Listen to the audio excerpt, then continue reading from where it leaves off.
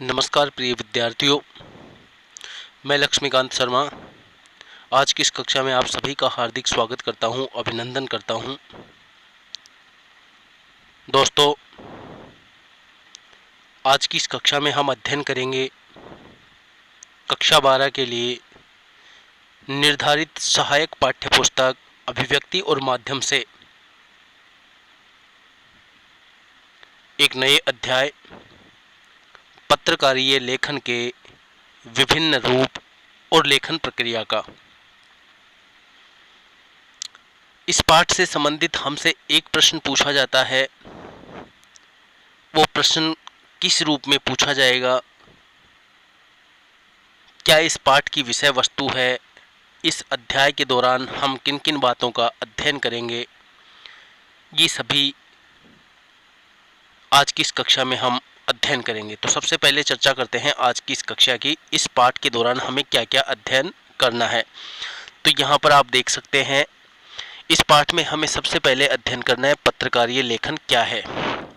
जैसा कि दिया है पत्रकारीय लेखन के विभिन्न रूप, तो सबसे पहले तो हमें ये जानना है कि पत्रकारीय लेखन क्या है, कौन से उसके रूप हैं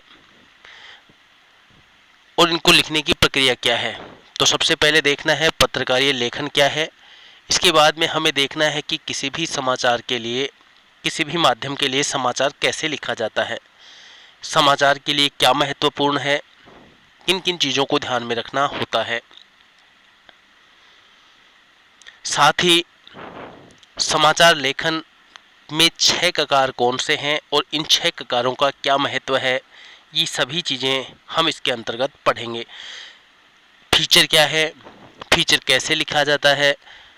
तो यहाँ पर एक चीज़ आपको ध्यान में देनी है कि जो भी बिंदु पढ़ाया जाए उस बिंदु को आप पूरी तरह से तैयार करते हुए चलें तो आपके लिए ज़्यादा बेहतर होगा, क्योंकि इस पाठ से संबंधित भी एक प्रश्न पूछा जाएगा और फीचर से संबंधित एक अलग से आपसे 3 नंबर का प्रश्न पूछा जाएगा।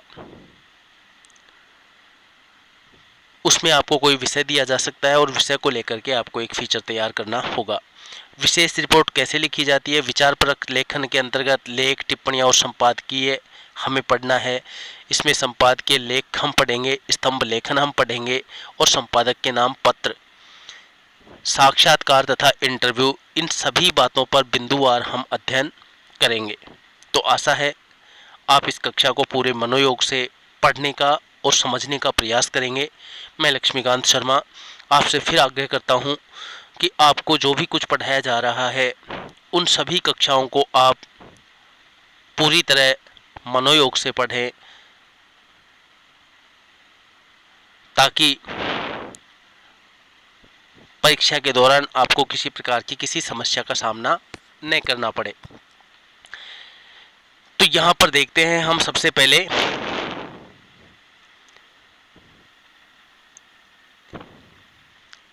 इस पैराग्राफ को एक बार आप नज़र डालेंगे तो यहाँ पर लिखा गया है कि एक अच्छा पत्रकार या लेखक बनने के लिए विभिन्न जनसंचार माध्यमों में लिखने की अलग अलग शैलियों से परिचित होना जरूरी है।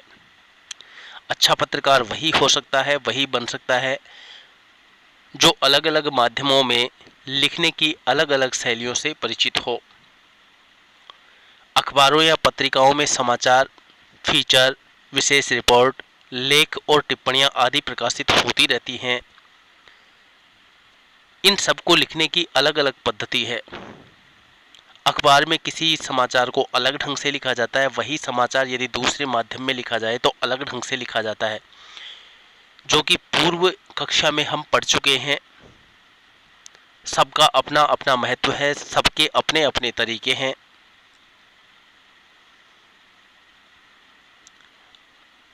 अतः इन सबका ध्यान रखा जाना चाहिए।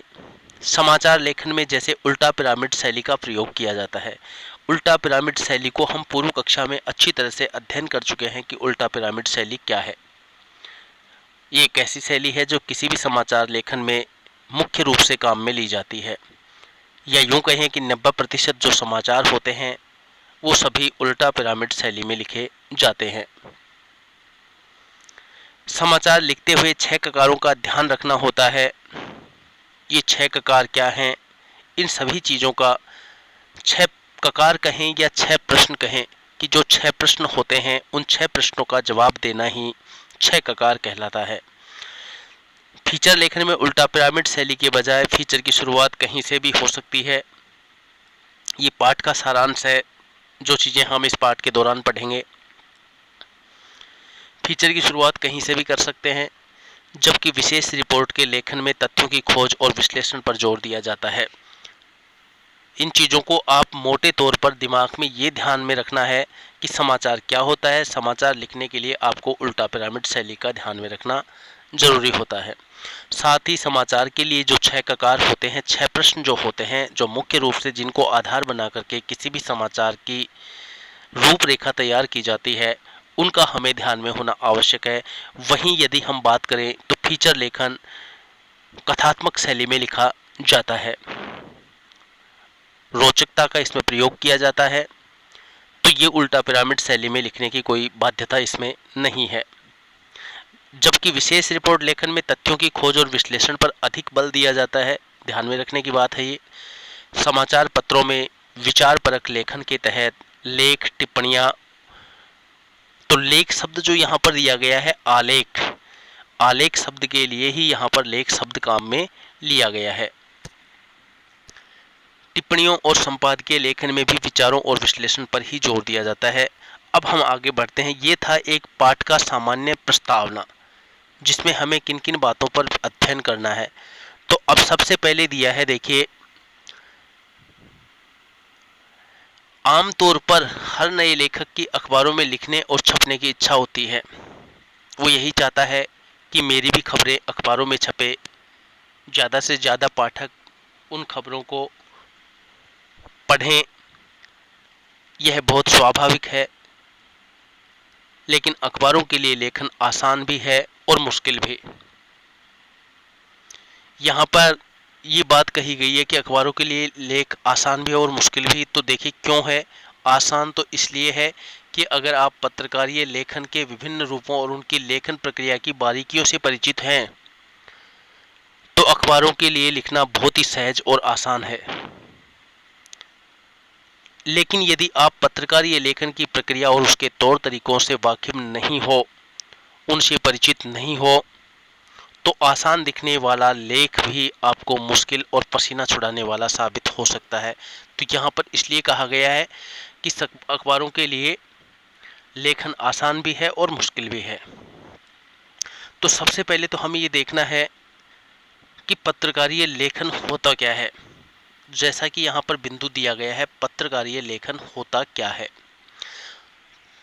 तो दोस्तों आपको इसमें इतना ध्यान में रखना है, परिभाषा जहाँ होगी वहाँ पर मैं रेखांकित करूँगा और उस परिभाषा के आधार पर ही आपको ये लिखना है पत्रकारीय लेखन क्या है। तो पत्रकारीय लेखन की दुनिया में आने की कोशिश करने वाले हर नए लेखक के लिए सबसे पहले यह समझना बहुत ज़रूरी है कि पत्रकारीय लेखन क्या है। बहुत से लोग चाहते हैं कि हम पत्रकारिता की दुनिया में आएँ, अपना नाम कमाएं और अपनी खबरों से लोगों का मनोरंजन करें, लोगों को परिचित करवाएं। तो यहाँ पर यह है कि पत्रकारीय लेखन क्या है, समाज में उसकी क्या भूमिका है और वह अपनी इस भूमिका को कैसे पूरा करता है। दरअसल अखबार पाठकों को सूचना देने, जागरूक करने और शिक्षित बनाने तथा मनोरंजन करने का दायित्व निभाते हैं। ये जो माध्यम है अखबार, इससे पाठक सूचनाओं से परिचित होते हैं, उनका मनोरंजन करने का साधन भी आप इनको मान सकते हैं। लोकतांत्रिक समाज में वे एक पहरेदार, शिक्षक और जनमत निर्माता के तौर पर बहुत महत्वपूर्ण भूमिका अदा करते हैं। अपने पाठकों के लिए वे बाहरी दुनिया में खुलने वाली एक ऐसी खिड़की हैं, जिसके जरिए असंख्य पाठक हर रोज सुबह देश, दुनिया और अपने आसपास की घटित समस्याओं, मुद्दों और विचारों से अवगत होते हैं। तो यहाँ पर अब ध्यान देना है, परिभाषा की बात हम कर रहे थे, तो परिभाषा यहाँ पर अब देखेंगे आप। अखबार, या यहाँ पर मैं रेखांकित कर रहा हूँ, अखबार या अन्य समाचार माध्यमों में काम करने वाले पत्रकार अपने पाठकों, दर्शकों और श्रोताओं तक सूचना पहुंचाने के लिए लेखन के विभिन्न रूपों का इस्तेमाल करते हैं और इसे ही पत्रकारीय लेखन कहते हैं। मैं फिर से इसको बोल रहा हूं, आप इसको अपने अभ्यास पुस्तिका में लिख सकते हैं क्योंकि प्रश्न आपसे पूछा जा सकता है पत्रकारीय लेखन क्या है। तो फिर से बोल रहा हूं, अखबार या अन्य समाचार माध्यमों में काम करने वाले अन्य समाचार माध्यम क्या है। पूर्व कक्षा के अंतर्गत हमने देखा जनसंचार के जो प्रमुख माध्यम हैं, जिसमें रेडियो है, टीवी है और इंटरनेट। अखबार की बात यहाँ मैं नहीं कर रहा हूँ क्योंकि अखबार की चर्चा तो हम कर ही रहे हैं। अखबार प्रिंट मीडिया के अंतर्गत आता है, लिखित मुद्रित माध्यम के अंतर्गत। तो अखबार चारों माध्यमों में से कोई भी माध्यम हो, उसमें काम करने वाले पत्रकार अपने पाठकों की रुचि को ध्यान में रखते हुए, दर्शकों की रुचियों को ध्यान में रखते हुए या श्रोताओं तक, तो यहाँ पाठक दिया है, पाठक है मुद्रित माध्यम का, दर्शक है टीवी के माध्यम का और श्रोता है रेडियो माध्यम का। यहाँ तक इन तक सूचना पहुँचाने के लिए लेखन के विभिन्न रूपों का इस्तेमाल करते हैं और ये विभिन्न प्रकार का जो लेखन है यही पत्रकारीय लेखन कहलाता है। इसके कई रूप होते हैं। तो सबसे पहले यहाँ पर बात करें कि पत्रकार 3 प्रकार के होते हैं। प्रश्न आपसे पूछा जा सकता है कि पत्रकार कितने प्रकार के होते हैं, संक्षिप्त टिप्पणी लिखिए। तो पूर्णकालिक, अंशकालिक और फ्रीलांसर यानी स्वतंत्र। जैसा इनके नाम से है पूर्णकालिक जो पत्रकार होते हैं वो पूरा समय किसी एक अखबार या पत्र पत्रिका के लिए या किसी एक माध्यम के लिए ही काम करते हैं। ये वैतनिक होते हैं, मासिक वेतन इनको मिलता है। अंशकालिक होते हैं, कुछ समय के लिए काम करने वाले पत्रकार। और फ्रीलांसर होते हैं, किसी भी समाचार पत्र के लिए स्वतंत्र रूप से लिखने वाले पत्रकार। तो यहाँ पर अब हम बात करते हैं पूर्णकालिक पत्रकार। देखिए इनकी अलग अलग परिभाषाएं यहाँ पर आप देख सकते हैं और लिख भी सकते हैं। पूर्णकालिक पत्रकार की यदि हम बात करें तो किसी भी समाचार संगठन में काम करने वाला नियमित वेतनभोगी कर्मचारी होता है, नियमित रूप से काम करने वाला होता है, इसको मासिक तनख्वाह पर काम मिलता है। जबकि अंशकालिक पत्रकार, जिसको स्ट्रिंगर कहा जाता है, किसी समाचार संगठन के लिए एक निश्चित मानदेय पर काम करने वाला पत्रकार होता है कि आपको फला खबर के इस हिसाब से आपको रखा जाता है। लेकिन फ्रीलांसर पत्रकार का संबंध किसी खास अखबार से नहीं होता, बल्कि वो स्वतंत्र होता है।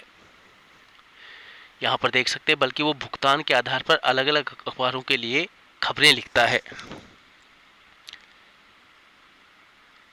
तो ऐसे में यह समझना बहुत जरूरी है कि पत्रकारीय लेखन का संबंध और दायरा समसामयिक और वास्तविक घटनाओं और समस्याओं और मुद्दों से होता है।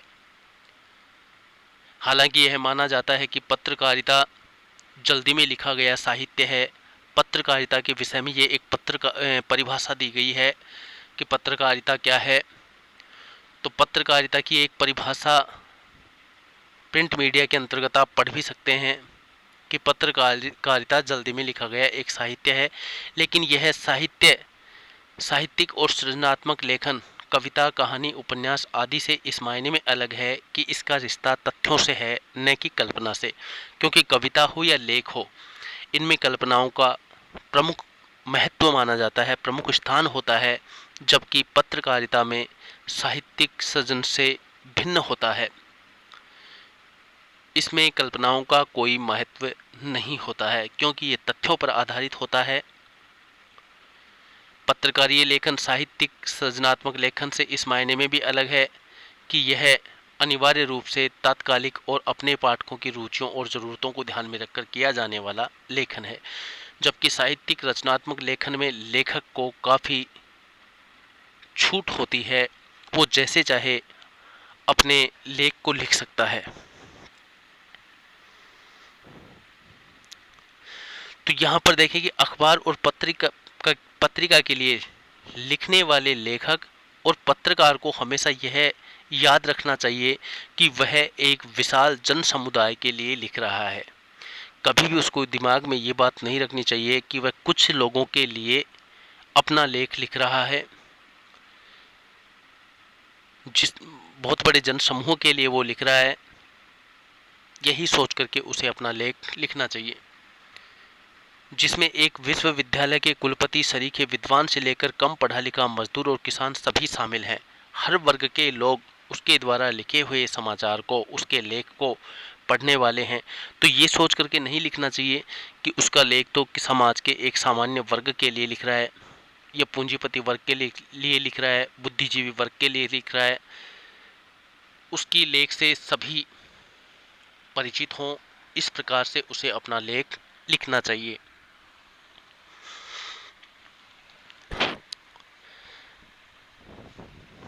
इसलिए उसकी लेखन शैली, भाषा और गूढ़ से गूढ़ विषय की प्रस्तुति ऐसी सहज, सरल और रोचक होनी चाहिए कि वह आसानी से सबकी समझ में आ जाए। पत्रकारीय लेखन में अलंकारिक, संस्कृतनिष्ठ भाषा शैली के बजाय आम बोलचाल की भाषा का इस्तेमाल किया जाता है। ये चीज़ हमने पहले भी देखा, पूर्व कक्षा में भी अध्ययन किया कि चाहे वो रेडियो माध्यम हो, टीवी माध्यम हो, इंटरनेट माध्यम हो या फिर मुद्रित माध्यम हो, किसी भी माध्यम के लिए यदि कोई समाचार लिखा जाता है तो समाचारों की जो भाषा और शैली होती है वो हमेशा आम जन की भाषा होती है। अखबारों या पत्र पत्रिकाओं के लिए या किसी भी समाचार के लिए शुद्ध साहित्यिक, परिष्कृत साहित्यिक भाषा का प्रयोग नहीं किया जा सकता है। इसलिए आम जन के बहुत करीब होती है। तो इसमें क्या होता है, पाठकों को ध्यान में रखकर ही अखबारों में सीधी, सरल, साफ सुथरी लेकिन प्रभावी भाषा के इस्तेमाल पर जोर दिया जाता है। यहाँ पर आप ये भी देख सकते हैं कि पत्रकारीय लेखन करते समय हमें किन किन बातों का ध्यान रखना होता है। इनको अलग से भी आपको लिखवाएंगे, क्योंकि ये प्रश्न आपसे पूछा जा सकता है। तो सबसे पहले बात करें, अखबारों में सीधी, सरल, साफ सुथरी लेकिन प्रभावी भाषा के इस्तेमाल पर जोर दिया जाता है। शब्द सरल और आसानी से समझ में आने वाले होने चाहिए। वाक्य छोटे और सहज होने चाहिए। जटिल और लंबे वाक्यों से बचना चाहिए। भाषा को प्रभावी बनाने के लिए गैर जरूरी विशेषणों, जॉर्गन्स क्या होते हैं, एक ऐसी शब्दावली जिसमें बहुत कम पाठक परिचित होते हैं, और क्लीशे, पिष्टोक्ति या दोहराव का प्रयोग नहीं होना चाहिए। इनके प्रयोग से भाषा बोझिल हो जाती है। तो यहाँ पर अब प्रश्न बनता है कि पत्रकारीय लेखन के लिए किन किन बातों को ध्यान में रखना आवश्यक है, और ये प्रश्न आपसे पूछा जा सकता है। तो दोस्तों, सबसे पहले आपको इसी प्रश्न को समझना होगा, और इस प्रश्न को समझना है तो आपको यहाँ से ध्यान देना है, और आप इसको समझ सकते हैं कि एक अच्छे लेखन के लिए ध्यान रखने योग्य बातें क्या क्या हैं, किन किन बातों को आपको ध्यान में रखना है। तो सबसे पहली बात यहाँ पर देख सकते हैं कि छोटे वाक्य लिखें। जटिल वाक्य की तुलना में सरल वाक्य संरचना को वरीयता दें। सबसे पहली ध्यान में रखने की बात है कि वाक्य छोटे हों, और कठिन वाक्य की तुलना में, जटिल वाक्य होते हैं कठिन वाक्य की तुलना में सीधे सरल वाक्यों की संरचना को प्राथमिकता दें, सबसे पहली बात। दूसरी बात करें तो आम बोलचाल की भाषा और शब्दों का इस्तेमाल इसमें किया जाना चाहिए, जिसमें गैर जरूरी शब्दों के इस्तेमाल से बचना चाहिए। शब्दों को उनके वास्तविक अर्थ समझकर ही प्रयोग में लेने चाहिए। तो दूसरी प्रमुख बात है ध्यान देने की, जिसमें आपको मैं फिर से बोल रहा हूँ एक बार, कि आम बोलचाल की भाषा और शब्दों का इस्तेमाल करना चाहिए, गैर जरूरी शब्दों के इस्तेमाल से बचना चाहिए, और शब्दों को उनके वास्तविक अर्थ को समझकर ही प्रयोग में लेना चाहिए। तीसरी यदि बात करें तो अच्छा लेखन करने के लिए अच्छा पढ़ना भी बहुत जरूरी है, इसलिए जाने माने लेखकों की रचनाओं को ध्यान से पढ़ना चाहिए, ये सबसे जरूरी है। अगली बात यदि ध्यान में रखनी है तो लेखन में विविधता लाने के लिए छोटे वाक्यों के साथ साथ कुछ मध्यम आकार के और कुछ बड़े आकार के वाक्यों का प्रयोग कर सकते हैं। फिर से बोल रहा हूँ, लेखन में विविधता लाने के लिए छोटे वाक्यों के साथ साथ कुछ मध्यम आकार के और कुछ बड़े वाक्यों का प्रयोग कर सकते हैं। इसके साथ साथ मुहावरों और लोकोक्तियों के प्रयोग से लेखन में रंग भरने की कोशिश कीजिए। मुहावरों एवं लोकोक्तियों का प्रयोग आपके लेख को या समाचार को स्वाभाविक तथा रोचक बनाने में सहयोग करते हैं, क्योंकि कम से कम शब्दों में प्रभावी ढंग से बात कहने के लिए लोकोक्ति या मुहावरों को अक्सर काम में लिया जाता है। तो या ये कहें कि किसी भी लेख में लोकोक्ति एवं मुहावरों का प्रयोग क्यों किया जाता है, तो इन सबको प्रयोग करने के पीछे सिर्फ यही उद्देश्य होता है कि ऐसा करने से कम शब्दों में अधिक से अधिक बात लेखक, पाठक या श्रोता तक पहुंचा सकता है प्रभावी ढंग से। इसलिए आप इनसे अपने लेखन में रंग भरने की कोशिश कर सकते हैं। आगे बात यदि ध्यान में रखनी है तो आप कौन सी बात ध्यान में रखेंगे? देखिए, अपने लेखन को दोबारा जरूर पढ़िए। एक बार लिखने के बाद लिखे हुए लेख को पुनः अवलोकन के लिए पढ़ना जरूरी होता है और अशुद्धियों के साथ साथ गैर जरूरी चीज़ों को हटाने में संकोच नहीं करना चाहिए। आपको लगता है कि कहीं अशुद्धि का प्रयोग हुआ है तो दोबारा पढ़ने के दौरान आप अपने लेख को शुद्ध कर सकते हैं। यदि कोई चीज़ आपको हटानी है, आपको लगता है कि ये गलत लिखा गया है, उसको हटाना है, तो इसमें किसी प्रकार का कोई संकोच नहीं होना चाहिए, क्योंकि ये बात पहले स्पष्ट हो चुकी है कि जो लेख आप लिख रहे हैं वो किसी व्यक्ति विशेष के लिए या कुछ व्यक्तियों के लिए नहीं लिख रहे हैं, बल्कि एक बहुत बड़े विशाल जन समूह के लिए आप ये खबरें लिख रहे हैं, ये लेख लिख रहे हैं। तो बहुत बड़े पाठक वर्ग से या श्रोता वर्ग से या दर्शक वर्ग से इस लेख का पाला पड़ने वाला है, जिसमें सबकी रुचि को ध्यान में रखते हुए आपको ये लेख लिखना होता है। तो इसको हटाने में आपको बिल्कुल भी संकोच नहीं करना चाहिए। लेखन में कसावट बहुत जरूरी है। कसावट शब्द पर यदि हम बात करें तो लेख आपका ऐसा कसा हुआ या प्रभावी होना चाहिए कि पाठक, श्रोता या दर्शक आपके लेख से बंधा रहे, आपके उस लेख और आपकी विषय वस्तु के साथ उसका तारतम्य बना रहे। इस बात का आपको विशेष ध्यान रखना होता है। आगे ध्यान दीजिए, लिखते समय यह ध्यान रखना चाहिए कि आपका उद्देश्य अपनी भावनाओं, विचारों और तथ्यों को व्यक्त करना है, न कि दूसरे को प्रभावित करना। प्रभावी जो तत्व है वो किसी भी लेख के लिए आवश्यक है, लेकिन ये सोच करके नहीं लिखना चाहिए कि मैं अपने लेख को ज़्यादा से ज़्यादा प्रभावी बना करके प्रस्तुत करूं।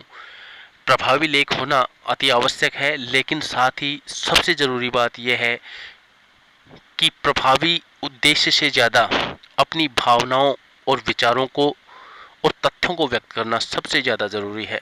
जो तथ्य आपको मिले हैं, जिन तथ्यों के आधार पर आपने लेख बुना है, उनको प्रस्तुत करना सबसे महत्वपूर्ण है। तो इस बात का विशेष ध्यान रखना।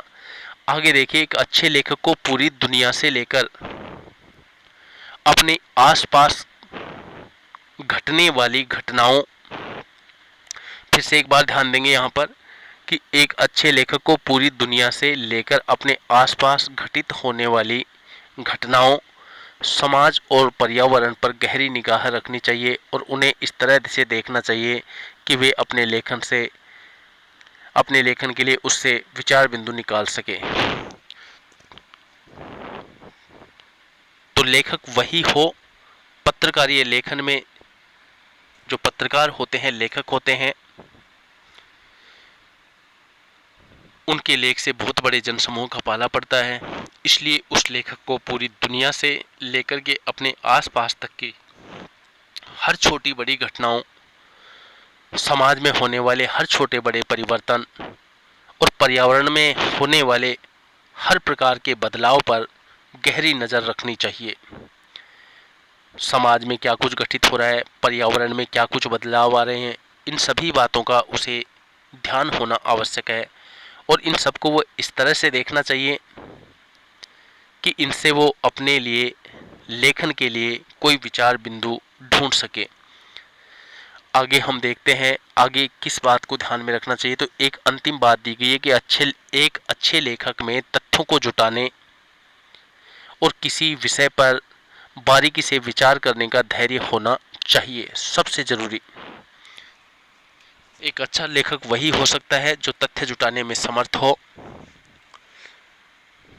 दिया गया कोई भी विषय हो उस विषय पर बारीकी से विचार व्यक्त कर सके, वो भी धैर्यपूर्वक। तो यानी धैर्य के साथ किसी विषय पर अपने विचारों को बारीकी से व्यक्त करने का हुनर लेखक में होना चाहिए। तो इन बातों का विशेष ध्यान रखना होता है। तो आशा है आप इन चीज़ों को आप उतार रहे होंगे साथ साथ अपनी अभ्यास पुस्तिका में। अब बात करते हैं समाचार। समाचार कैसे लिखा जाता है? पत्रकारीय लेखन का सबसे जाना पहचाना रूप समाचार लेखन है। पत्रकारीय लेखन का नाम आते ही हमारे दिमाग में समाचार की एक छवि उभरती है। आमतौर पर अखबारों में समाचार पूर्णकालिक और अंशकालिक पत्रकार दोनों प्रकार के पत्रकार लिखते हैं। दोनों प्रकार के पत्रकार क्या होते हैं इसका जिक्र पूर्व पैराग्राफ में हम कर चुके हैं। ये वेतनभोगी होते हैं, मासिक वेतनभोगी, नियमित कार्मिक होते हैं। ये अंशकालिक होते हैं जो निश्चित मानदेय पर काम करते हैं, जिन्हें संवाददाता या रिपोर्टर भी कहा जाता है। अब सबसे पहले यहाँ पर आप देखेंगे, लेकिन समाचार लिखे कैसे जाते हैं? आपने देखा होगा समाचार लिखने की कोई एक अलग से शैली होती है, विशेषता होती है। तो यहाँ पर दो पिरामिड आपको दिख रहा है, एक सीधा पिरामिड, एक उल्टा पिरामिड। जैसा कि हमने पूर्व कक्षा में पढ़ा भी था कि जैसे इसके 3 हिस्से कर दें तो ये सबसे छोटा है, ये सबसे बड़ा है, ये सबसे बड़ा है। सीधे पिरामिड में आता है सबसे कम महत्व की बात सबसे पहले, उससे ज़्यादा महत्व की उसके बाद, और सबसे अधिक महत्वपूर्ण बात को सबसे अंत में कहा जाता है। यानी ये कहें कि चरमोत्कर्ष अंत में। जैसे कोई भी कहानी हो या किस्सा हो तो कहानी या किस्से का चरमोत्कर्ष हमेशा अंत में ही स्पष्ट होता है। जबकि उल्टा पिरामिड शैली में जो 3 हिस्से दिए गए हैं उनमें प्रथम हिस्सा सबसे महत्वपूर्ण खबर का, उसके बाद में घटते हुए महत्व क्रम में बाकी खबरें दी जाती हैं। तो जो खबर है उसका क्लाइमैक्स, चरमोत्कर्ष उसके इंट्रो में ही आ जाता है। तो इंट्रो क्या होता है? जो पूर्व हिस्सा होता है, प्रथम हिस्सा, जिसमें शुरुआत की 2-3 पंक्तियों में खबर की जो मूल खबर है, चरमोत्कर्ष है, उसको स्पष्ट किया जाता है, वो ही होता है इंट्रो।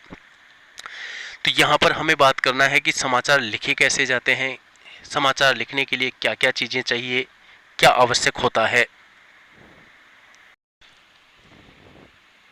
तो यहाँ पर आप विचार कर सकते हैं कि मोटे तौर पर यदि देखा जाए तो संचार माध्यमों के 3 रूप होते हैं,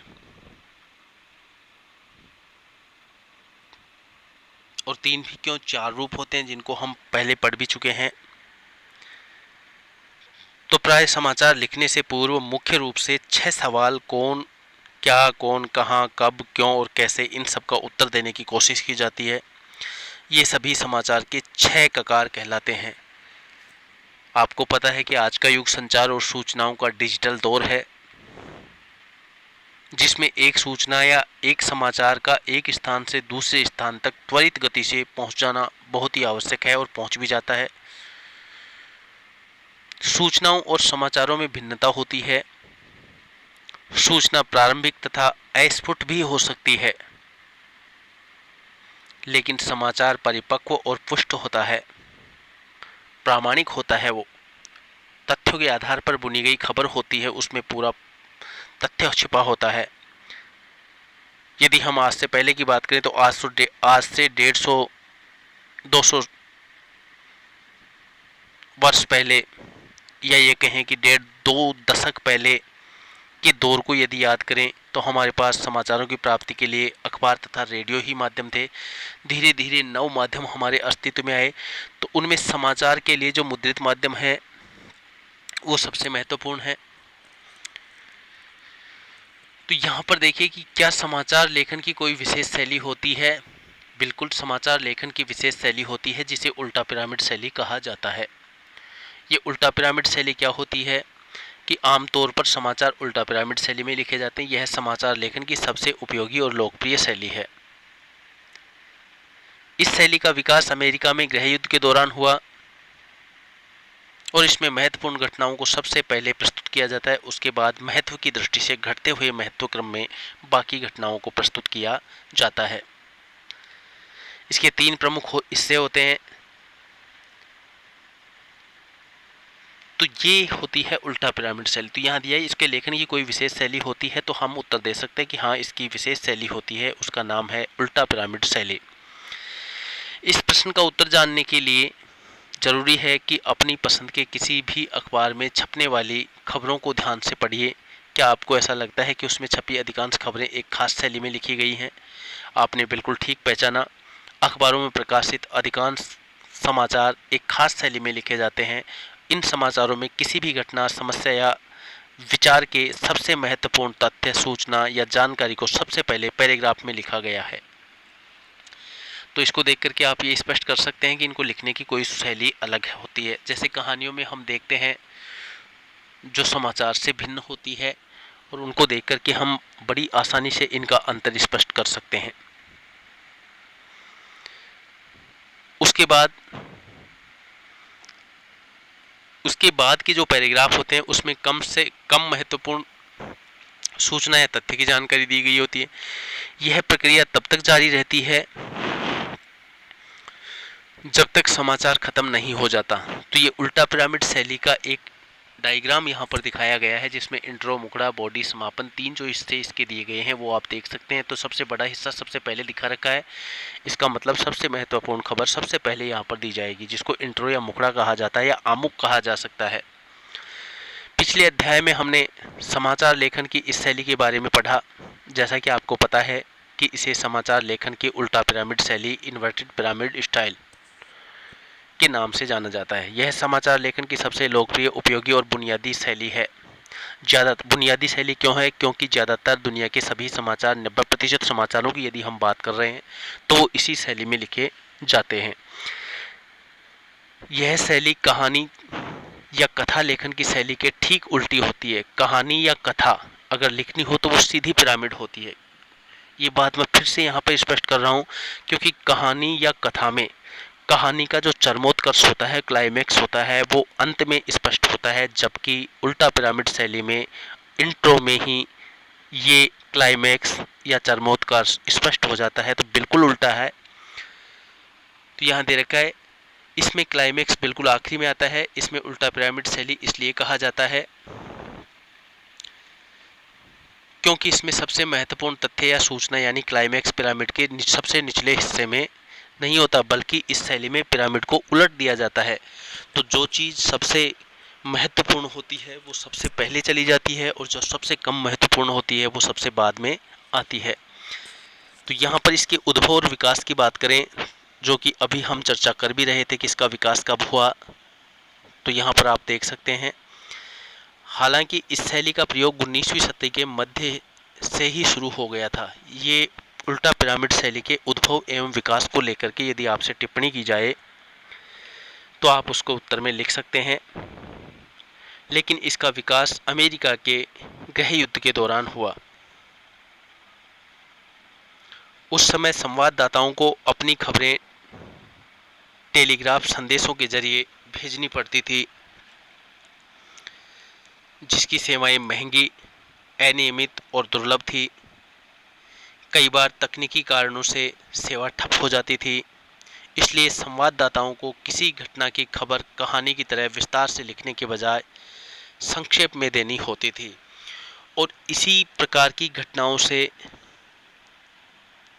इस शैली का विकास हुआ। इस तरह उल्टा पिरामिड शैली का विकास हुआ, और धीरे धीरे लेखन और संपादन की सुविधा के कारण यह शैली समाचार लेखन की मानक शैली बन गई। तो यहाँ पर मानक शैली की यदि बात करें तो समाचार लेखन की सबसे महत्वपूर्ण शैली और प्रमुख शैली होती है उल्टा पिरामिड शैली। अब समाचार लेखन की बात कर रहे हैं तो दोस्तों एक बार ध्यान देंगे, समाचार लेखन और 6 ककार। एक चित्र यहाँ पर आपको दिखाया गया है, जिसमें एक माइक के द्वारा ये दर्शाया गया है कि इसमें कुछ प्रश्न दिखाए गए हैं। क्या, कौन, कहाँ, कब, क्यों, कैसे, ये प्रश्न दिए गए हैं। तो यहाँ पर दिया है समाचार लेखन के 6 ककार। समाचार लेखन के 6 ककार क्या होते हैं? तो हम ये देखें कि प्राय समाचार लिखने से पूर्व मुख्य रूप से 6 सवाल जो होते हैं, क्या, कौन, कहाँ, कब, क्यों और कैसे, इनका उत्तर देने की कोशिश की जाती है और इनको ही समाचार के 6 ककार कहा जाता है। प्रथम 4 ककारों के प्रयोग या उत्तर इंट्रो में ही देने की कोशिश की जाती है और अंतिम 2 ककारों का प्रयोग समाचार के समापन के दौरान किया जाता है। इंट्रो हमने पहले भी इंट्रो के बारे में पढ़ा कि इंट्रो क्या होता है, इंट्रो लिखते समय हमें किन किन बातों का ध्यान रखना आवश्यक है। तो मैं एक बार फिर से आपके जहन में ये बात डालना चाहूँगा कि समाचार की शुरुआत जिन पंक्तियों से होती है उसे खबर का इंट्रो कहा जाता है। इसमें 6 ककारों की जानकारी एक साथ दी जाती है। इससे पाठक को खबर की प्रारंभिक पंक्तियों में ही संपूर्ण सूचना एक साथ मिल जाती है। इंट्रो के बाद समाचार में सूचना को विस्तार से दिया जाता है। यदि पाठक इंट्रो से ही पूरी जानकारी प्राप्त कर लेता है तो प्राय विस्तार से खबर नहीं पढ़ता है, इसलिए खबर का इंट्रो सबसे प्रभावी होना आवश्यक है। तो इस बात को सबसे ज़्यादा आपको ध्यान में रखना है। यहाँ पर अब आप ध्यान देंगे, इसमें किसी भी समाचार को लिखते हुए मुख्यतः 6 सवालों के जवाब देने की कोशिश की जाती है। क्या हुआ, किसके साथ हुआ, कहाँ हुआ, कब हुआ, कैसे हुआ और क्यों हुआ। इस क्या, किसके या कौन, कहाँ, कब और क्यों और कैसे को 6 ककारों के रूप में भी जाना जाता है। अंग्रेजी के अखबारों में यदि बात करें तो 5WH के नाम से इनको जाना जाता है। किसी भी घटना, समस्या या विचार से संबंधित खबर लिखते हुए इन 6 ककारों को ही ध्यान में रखा जाता है, जो कि आप यहाँ देख भी सकते हैं। समाचार के मुखड़े यानी इंट्रो, समाचार के मुखड़े यानी इंट्रो यानी पहले पैराग्राफ या शुरुआती 2-3 पंक्तियों में आमतौर पर 3-4 ककारों को आधार बनाकर खबर लिखी जाती है। जैसा कि हमने अभी आपसे बताया, चर्चा की, ये 4 ककार कौन से हैं। इंट्रो में 4 ककारों को काम में ले लिया जाता है और बाकी के 2 ककारों को समाचार के समापन में काम में लिया जाता है। तो ये शुरुआती जो इंट्रो में 4 ककार काम में आते हैं वो हैं क्या, कौन, कब और कहाँ। इसके बाद समाचार की बॉडी में और समापन के पहले बाकी 2 ककारों को कैसे और क्यों का जवाब दिया जाता है। इस तरह से 6 ककारों के आधार पर समाचार तैयार होता है। तो अब ये बात स्पष्ट हो चुकी है, किसी भी समाचार को लिखने के लिए 6 प्रश्नों का जवाब दिया जाता है। इन 6 प्रश्नों का जवाब देना ही 6 ककार कहलाता है और इन्हीं के आधार पर पूरे समाचार की रूपरेखा तैयार की जाती है। इनमें से पहले 4 ककार क्या, कौन, कब और कहाँ सूचनात्मक तथा तथ्यों पर आधारित होते हैं। तो यहाँ पर ये सारी चीज़ें आपको ध्यान में रखनी है। प्रश्न आपसे ये भी पूछा जा सकता है कि समाचार लेखन के लिए 6 ककार क्या हैं, बताइए, स्पष्ट कीजिए। तो आप इसका जवाब यही दे सकते हैं कि प्राय किसी भी समाचार को लिखने से पूर्व मुख्य रूप से 6 सवालों के जवाब देने होते हैं। ये 6 सवाल कौन, क्या, कहाँ, कब और क्यों और कैसे, इनको ही 6 ककार कहा जाता है। 6 ककारों में प्रथम 4 ककार इंट्रो के अंतर्गत प्रयोग में लिए जाते हैं और बाकी के 2 ककार मध्य भाग या समापन तक आते आते उनका जवाब दिया जाता है। इस तरह 6 ककारों के आधार पर पूरा समाचार तैयार किया जाता है।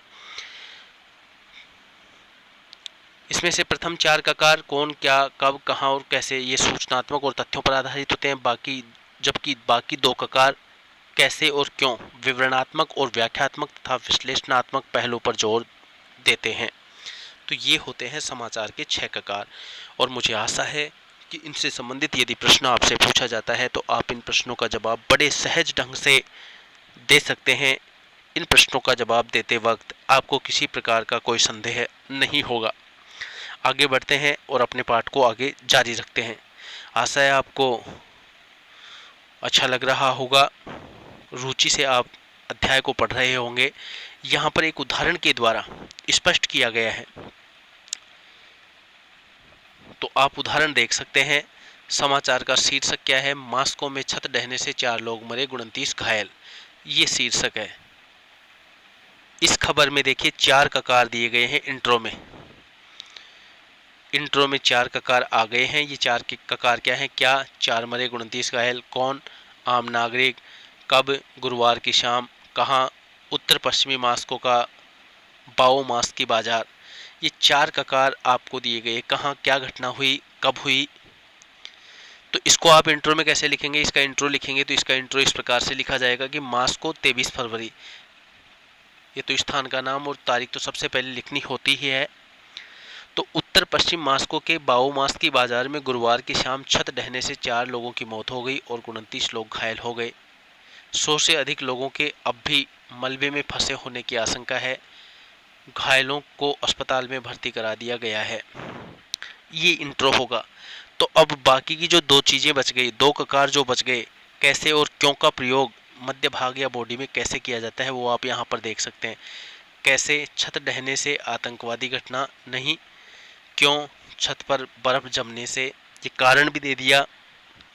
तो यहाँ मध्य भाग में आप ऐसे लिख सकते हैं कि प्रत्यक्षदर्शियों के मुताबिक पहले तो बाओ मास की भूमिगत बाजार की गुंबदनुमा विशालकाय छत ढही और उसके बाद छत को संभालने वाले खंभे एक एक कर गिरने लगे। यानी ये खबर को विस्तृत रूप से व्याख्यात्मक तरीके से स्पष्ट करना।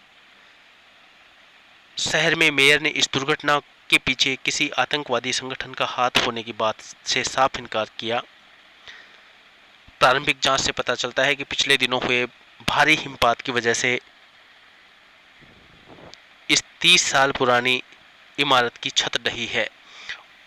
और इसके बाद में आप इसको कर सकते हैं। तो ये देखिए पूरा का पूरा है। आपातकालीन मामलों में ये इसका समापन यहाँ तक कर देंगे।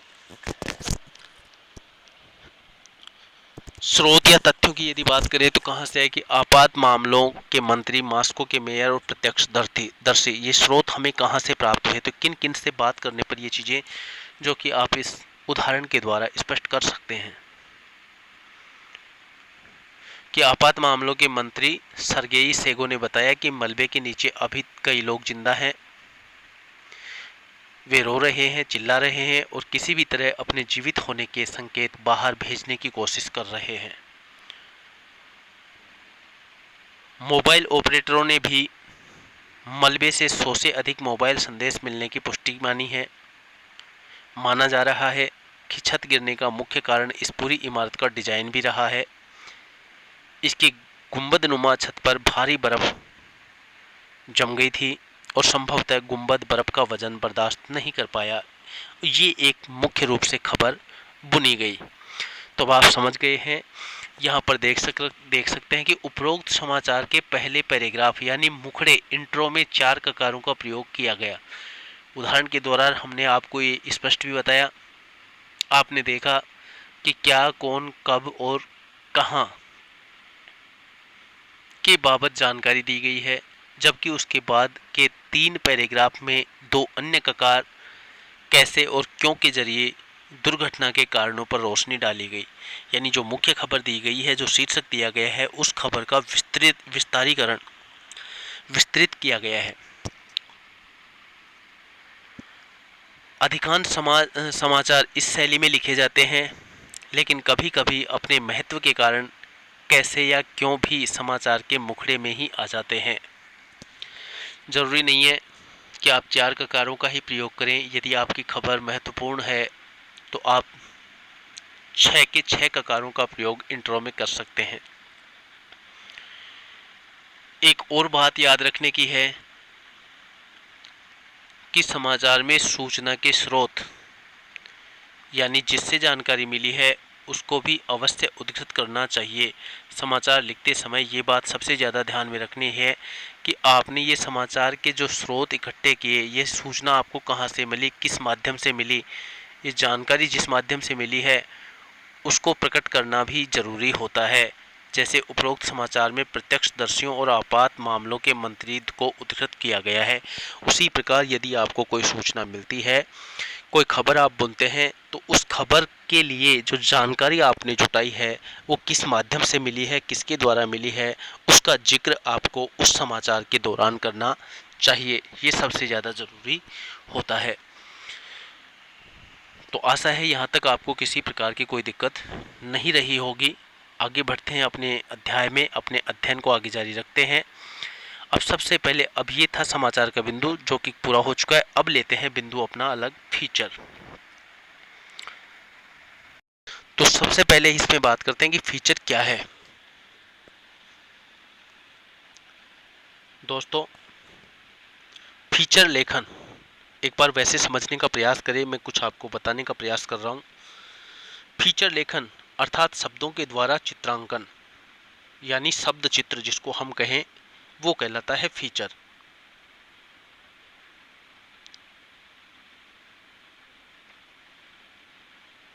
और भाव और भाषा के मिश्रित जो लेखन की प्रस्तुति होती है उसे कहा जाता है शैली। यदि यह शैली मानवीय भावनाओं और उनकी अभिरुचि के अनुरूप मनोरंजक ढंग से प्रस्तुत की जाए तो उसे ही हम फीचर कह सकते हैं। यहाँ पर ध्यान में रखने की बात है, फीचर क्या है इस पर चर्चा हम कर रहे हैं। यदि इसकी परिभाषा के आधार पर हम इसे समझना चाहें तो हम इसकी ये परिभाषा भी दे सकते हैं कि रोचक विषय का मनोरम और विशद प्रस्तुतिकरण ही क्या कहलाता है, फीचर। इसमें दैनिक समाचार, सामयिक विषय, बहुसंख्यक पाठकों की रुचि वाले विषय की चर्चा हो सकती है और इसका प्रमुख लक्ष्य होता है मनोरंजन करना, सूचना देना और जानकारी को जन उपयोगी ढंग से प्रस्तुत करना। ये होता है फीचर। फीचर लेखक घटना या विषय की जानकारी के अतिरिक्त अपनी प्रतिक्रिया अथवा विचारों से भी पाठकों को अवगत कराता है और इस तरह पाठक की कल्पना शक्ति और उसकी मन स्थिति को भी प्रभावित करता है। फीचर में कथा तत्व की प्रधानता रहती है क्योंकि कथात्मक शैली में लिखे जाते हैं फीचर, अर्थात उसकी लेखन या प्रस्तुति में सरलता और प्रवाह दोनों होते हैं। सामान्य शब्दों में यदि हम बात करें तो कह सकते हैं कि समाचार का काम तथ्य और विचार देकर खत्म हो जाता है, जबकि फीचर का काम इससे आगे का होता है। यह समाचार की पृष्ठभूमि का खुलासा करते हैं, विषय या घटना के जन्म और विकास का विवरण देते हैं। फीचर का महत्व इस बात में भी है कि यह कब, क्यों, कैसे और कहाँ, किसको स्पष्ट करने वाले समाचार को आगे जाकर के तथ्य कल्पना और विचार की संतुलित प्रस्तुति के जरिए अपना एक विशेष प्रभाव छोड़ता है। तो अब आप समझ गए होंगे कि फीचर क्या होता है। अब हम पाठ के अंतर्गत जो जानकारी दी गई है उसे समझने का प्रयास करते हैं और समझते हैं कि फीचर क्या होता है। अखबारों में समाचारों के अलावा भी अन्य कई तरह के पत्रकारीय लेखन छपते रहते हैं। इनमें फीचर भी एक प्रमुख है। फीचर को मैंने अभी स्पष्ट भी किया, लेकिन हम यहाँ पाठ के आधार पर भी इसको स्पष्ट करना चाहेंगे कि यहाँ पर क्या स्पष्ट किया गया है। समाचार और फीचर के बीच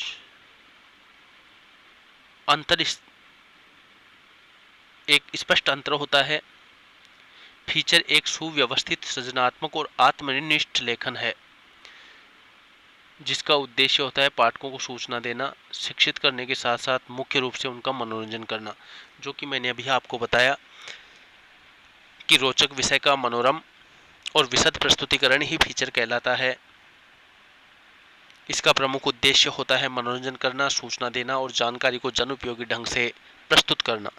ये इसका प्रमुख लक्ष्य होता है, उद्देश्य होता है। फीचर समाचार की तरह पाठकों को तत्कालीन घटनाक्रम से अवगत नहीं कराता है, जो कि मैंने आपको पहले बताया।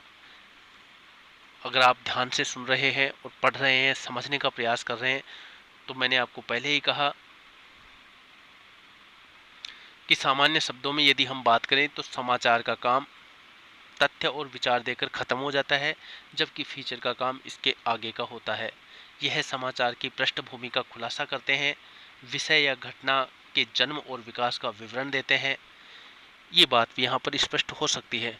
फीचर लेखन की शैली भी समाचार लेखन की शैली से अलग होती है। तो शैली की बात करें तो समाचार लेखन की शैली होती है उल्टा पिरामिड। उल्टा पिरामिड शैली अर्थात जो क्लाइमेक्स होता है वो इंट्रो में स्पष्ट होना, जबकि फीचर में कथात्मक शैली में लिखे गए होते हैं, इसलिए इनका क्लाइमेक्स इंट्रो में न होकर अंत में होता है, इसलिए ये सीधे पिरामिड शैली में लिखे जाते हैं। समाचार लेखन में वस्तुनिष्ठता और तथ्यों की शुद्धता पर जोर दिया जाता है। तो यहाँ पर दिया गया है अंतर, फीचर और समाचार में क्या अंतर होता है। इस अंतर को आप समझ सकते हैं यहाँ पर, क्योंकि आपसे प्रश्न पूछा जा सकता है फीचर लेखन और समाचार लेखन में क्या अंतर है, स्पष्ट कीजिए। तो आपको ये अंतर स्पष्ट करना होगा। तो यहाँ पर देख सकते हैं फीचर लेखन की शैली भी समाचार लेखन की शैली से अलग होती है। फीचर लेखन की शैली कैसी होती है, सीधा पिरामिड यानी उल्टा पिरामिड शैली इसकी नहीं होती है। समाचार लेखन में वस्तुनिष्ठता और तथ्यों की शुद्धता पर जोर दिया जाता है, यानी समाचार लिखते हुए रिपोर्टर उसमें अपने विचार नहीं डाल सकता, जबकि फीचर में लेखक के पास अपनी राय या दृष्टिकोण या भावनाएं जाहिर करने का अवसर होता है।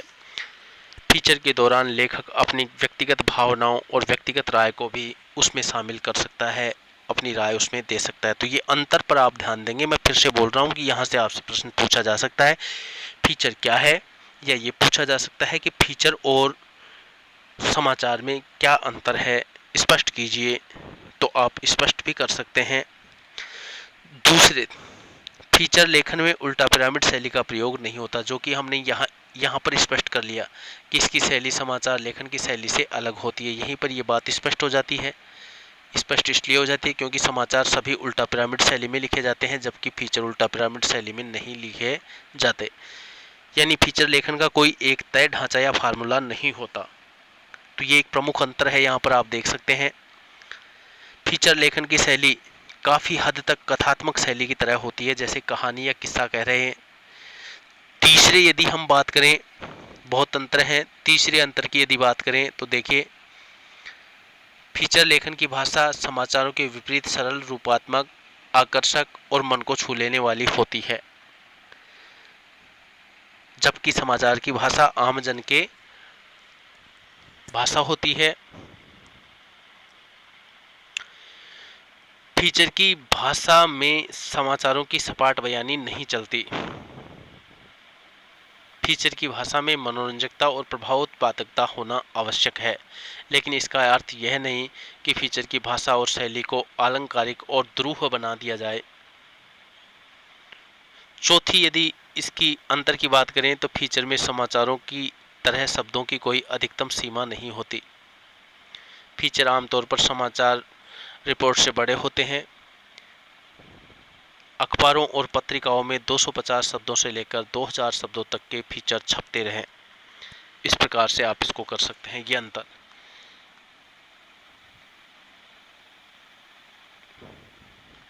अब दिया गया है कि एक अच्छे फीचर में क्या गुण होने चाहिए, क्या क्या होना उसके लिए आवश्यक है।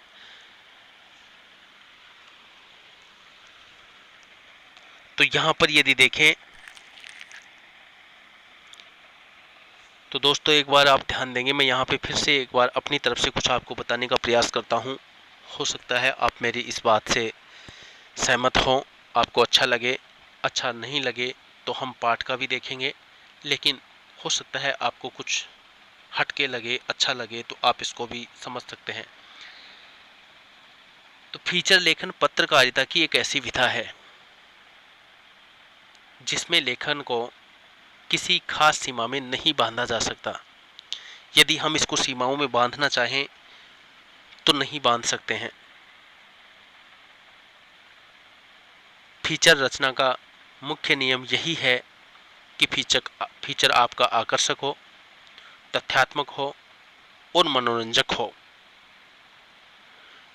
इस हिसाब से यदि मोटे तौर पर फीचर लेखन की यदि हम बात करें तो मुख्य रूप से 5 बातों का ध्यान रखना आवश्यक होता है। फीचर लेखन करते समय मुख्य रूप से 5 बातों को ध्यान में रखना होता है। ये 5 बातें क्या क्या होती हैं जिनका हमें ध्यान रखना होता है। तो सबसे पहले इसमें होता है तथ्यों का संग्रह। सबसे पहली बात आपको ध्यान में रखनी होती है तथ्यों का संग्रह, यानी जिस विषय या घटना पर फीचर लिखा जाना है उससे जुड़े तथ्यों को एकत्र करना सबसे ज़रूरी काम होता है, क्योंकि जितनी अधिक जानकारी होगी फीचर उतना ही अधिक उपयोगी और रोचक बनेगा।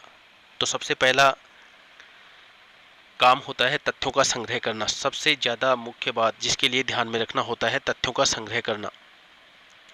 दूसरी यदि बात करें फीचर का उद्देश्य, फीचर लिखने के लिए सबसे प्रमुख विशेषता दूसरी जो बात ध्यान में रखनी है, तथ्यों का फीचर का उद्देश्य।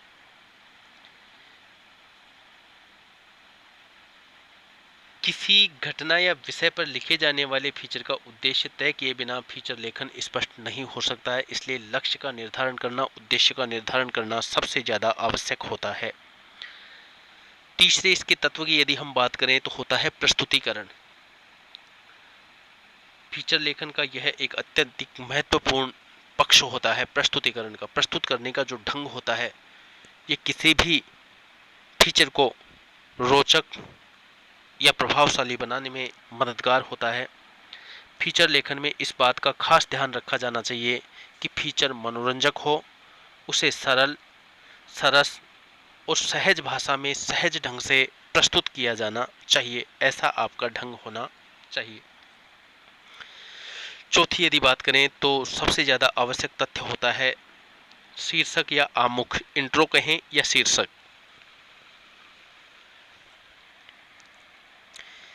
किसी अच्छे समाचार की तरह ही अच्छे फीचर का शीर्षक भी आमुख की तरह, या यूं दूसरे शब्दों में हम ये कहें कि किसी भी अच्छे समाचार की तरह अच्छे फीचर का शीर्षक और इंट्रो भी उपयुक्त ढंग से लिखा जाना चाहिए। अच्छे फीचर की विशेषता यह होनी चाहिए कि वह पाठक को अपनी ओर आकर्षित कर ले और पाठक में विषय के प्रति जिज्ञासा पैदा करे और वह सार्थक भी हो। ये बात विशेष रूप से ध्यान में रखी जानी चाहिए। किसी भी फीचर के लिए जब शीर्षक निर्धारित करते हैं तो ये बात ध्यान में रखना चाहिए। और साज सज्जा की यदि बात करें तो लेखन जब तक पूरा नहीं होता है, कब तक पूरा नहीं होता है? लेखन तब तक पूरा नहीं होता है जब तक उसकी पर्याप्त साज सज्जा की तैयारी नहीं हो जाए। फीचर के साथ इस्तेमाल होने वाले चित्रों, रेखा चित्रों और ग्राफिक्स का चयन भी फीचर रचना का एक प्रमुख जरूरी पहलू माना गया है। तो यहाँ पर आप देख सकते हैं। अब हम बात करते हैं इसमें एक अच्छे और रोचक फीचर के साथ फोटो, रेखांकन, ग्राफिक्स आदि का होना जरूरी है। जो जैसा कि अभी हमने पांचवें तथ्य के अंतर्गत आपसे बात की, फीचर का विषय कुछ भी हो सकता है। हल्के फुल्के विषयों से लेकर गंभीर विषयों और मुद्दों तक फीचर लिखा जा सकता है। जैसे आप अपने स्कूल पर एक परिचयात्मक फीचर लिखने से लेकर के उसे सालाना समारोह या शैक्षिक यात्रा पर केंद्रित फीचर भी लिख सकते हैं। कोई भी विषय लिख सकते हैं, किसी प्रकार का। दरअसल फीचर एक तरह का ट्रीटमेंट है, उपचार है, जो आमतौर पर विषय और मुद्दे की जरूरत के मुताबिक उसे प्रस्तुत करते हुए दिया जाता है। यही कारण है कि समाचार और फीचर अलग होने के बावजूद भी कुछ समाचारों को फीचर की शैली में रखा जाता है, लेकिन हर समाचार को फीचर की शैली में नहीं लिखा जा सकता। फीचर शैली का इस्तेमाल हल्के फुल्के, नरम और मानवीय रुचि परक समाचारों को लिखते हुए ही किया जा सकता है। अब बात उठती है फीचर लिखें कैसे। फीचर कैसे लिखें, क्योंकि ये चीज़ हमें वैसे भी समझनी है। फीचर लेखन से संबंधित हमारे एक अलग से प्रश्न भी पूछा जाएगा, जिसमें हमें एक शीर्षक दिया जाएगा और उस शीर्षक को आधार बना करके हमें एक निश्चित प्रभावी फीचर लिखना होगा। तो फीचर लिखते हुए कुछ बातों को ध्यान में रखना बहुत ज़रूरी है। वो क्या क्या बातें हैं, जिनको मैंने अभी आपको थोड़ी देर पहले भी बताया। एक बार फिर से यदि आप चाहें तो मैं उनको दोहरा सकता हूँ। बाकी हम पाठ पर देखेंगे, पाठ के आधार पर क्या कहा है कि तथ्यों का संग्रह। दूसरी यदि बात करें, फीचर का उद्देश्य निर्धारित करना, उसका प्रस्तुतिकरण, शीर्षक तथा उसके इंट्रो को प्रभावी बनाना और उसकी पर्याप्त साज सज्जा करना। फीचर लिखते समय कुछ बातों को ध्यान में रखना बहुत ज़रूरी है। पहली बात यह है कि फीचर को सजीव बनाने के लिए उसमें विषय से जुड़े लोगों यानी या पात्रों की मौजूदगी ज़रूरी है। ये बात आप यहाँ से अलग लिख सकते हैं और इसको आप डाल सकते हैं। सजीव बनाने के लिए उसमें उस विषय से जुड़े लोगों यानी पात्रों की मौजूदगी ज़रूरी है। दूसरी यदि बात करें तो इसमें देखिए, कहानी को उनके जरिए कहने की कोशिश कीजिए, यानी पात्रों के माध्यम से उस विषय के विभिन्न पहलुओं को सामने ले आई। तीसरी यदि बात करें तो कहानी को बताने का अंदाज ऐसा हो कि आपके पाठक यह महसूस करें कि वे खुद देख रहे हैं और सुन रहे हैं। चौथी यदि बात करें तो फीचर को मनोरंजक होने के साथ साथ सूचनात्मक होना चाहिए। तो यहाँ पर मैं फिर से थोड़ा धीरे बोल रहा हूँ और आपसे यही कहूँगा कि फीचर लिखने के लिए आवश्यक जो महत्वपूर्ण बातें हैं जिनका हमें ध्यान रखना चाहिए, आप ये बातें भी लिख सकते हैं और जो बातें 5 आपको मैंने बताई वो बातें भी लिख सकते हैं। इसमें आप ये कतई नहीं सोच सकते हैं कि यदि पूर्व में बताई गई 5 बातें यदि आप लिखते हैं तो आपके अंक काट लिए जाएंगे। किसी प्रकार का कोई अंक नहीं काटा जाएगा, क्योंकि फीचर लेखन के लिए आवश्यक जो निर्धारित बातें होती हैं उनमें ये प्रमुख बातें दी गई हुई हैं।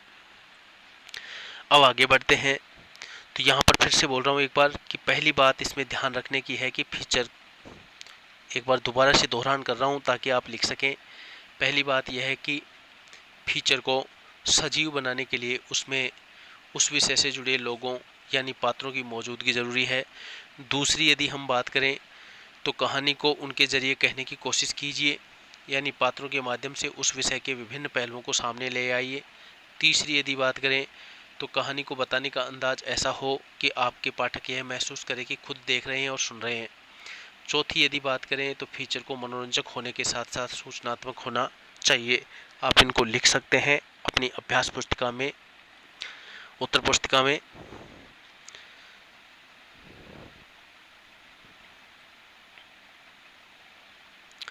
तात्पर्य यह है कि फीचर को किसी बैठक या सभा के कार्यवाही विवरण की तरह नहीं लिखा जाना चाहिए। साथ ही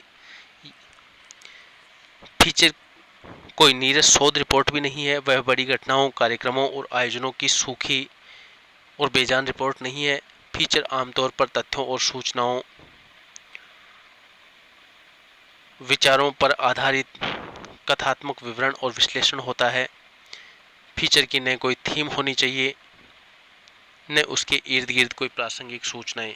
यहाँ पर जो बातें चल रही उनमें ही आप ये भी डाल सकते हैं 5वें नंबर पर, न कोई थीम होनी चाहिए, उस थीम के इर्द गिर्द प्रासंगिक सूचनाएं और विचार न गुथे होने चाहिए। फीचर के प्रकारों की यदि बात करें तो फीचर कई प्रकार के होते हैं। इसमें समाचार, बैकग्राउंडर, खोजपरक फीचर, साक्षात्कार फीचर, जीवन शैली फीचर, रूपात्मक फीचर, व्यक्तिपरक फीचर, बहुत से प्रकार होते हैं। समाचार के फीचरों के प्रकारों की यदि बात करें तो इसमें हम ले सकते हैं समाचार फीचर। समाचार फीचर क्या होते हैं? ऐसे फीचर जिनका संबंध सीधे किसी समाचार से होता है उन्हें समाचार फीचर कहा जाता है। और आज अधिकांश जो फीचर होते हैं वो समाचार पर आधारित होते हैं। मानवीय रुचिपरक फीचर क्या होते हैं?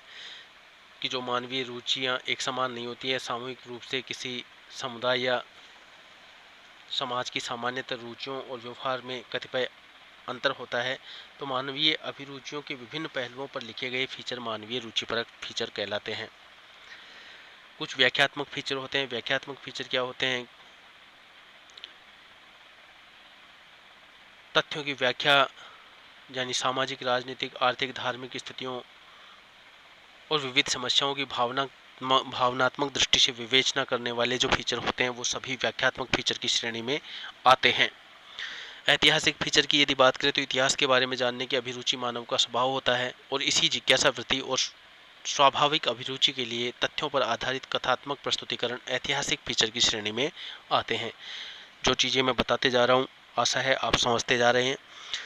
इसी क्रम में यदि लें तो एक होता है विज्ञान फीचर। विज्ञान फीचर क्या होता है?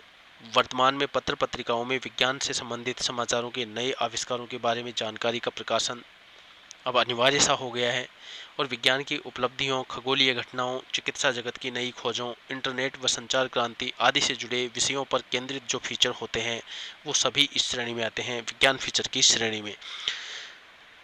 खेलकूद फीचर की यदि हम बात करें तो नाम से ही स्पष्ट हो रहा है खेलकूद फीचर क्या होते हैं? जो खेल से संबंधित जुड़ी हुई जानकारियां रोचक ढंग से पाठकों तक पहुंचाए, खेल फीचर कहलाते हैं। पर्वोत्सवी फीचर क्या होते हैं? पर्वोत्सव जो विभिन्न पर्व और उत्सवों को आधार बना करके जो फीचर लिखे जाते हैं वो पर्वोत्सवी। विशिष्ट घटनाओं पर आधारित फीचर। व्यक्तिपरक फीचर जिसमें किसी महत्वपूर्ण व्यक्ति के व्यक्तित्व, कृतित्व या उसकी किसी सामयिक उपलब्धि पर आधारित जो फीचर होते हैं वो व्यक्तिपरक फीचर होते हैं। खोजपरक फीचर अथवा छानबीन पर आधारित जो फीचर होते हैं इस श्रेणी में वे सभी फीचर सम्मिलित किए जाते हैं जिनके लेखन के लिए विशेष रूप से छानबीन की जाती है, वो सभी खोजपरक अथवा छानबीन फीचर की श्रेणी में आते हैं।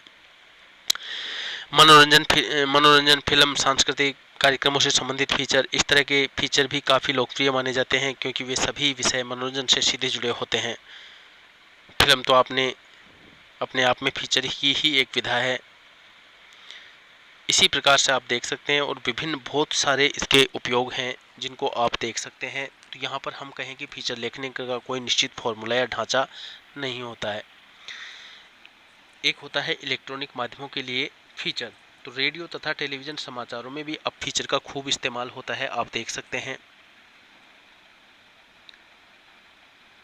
रेडियो रूपक तो पहले से ही काफ़ी लोकप्रिय थे, लेकिन अब टेलीविज़न समाचार चैनल भी फीचर का उपयोग करने लग गए हैं। टीवी चैनलों में भी आप देख सकते हैं फीचरों का उपयोग धड़ल्ले से हो रहा है।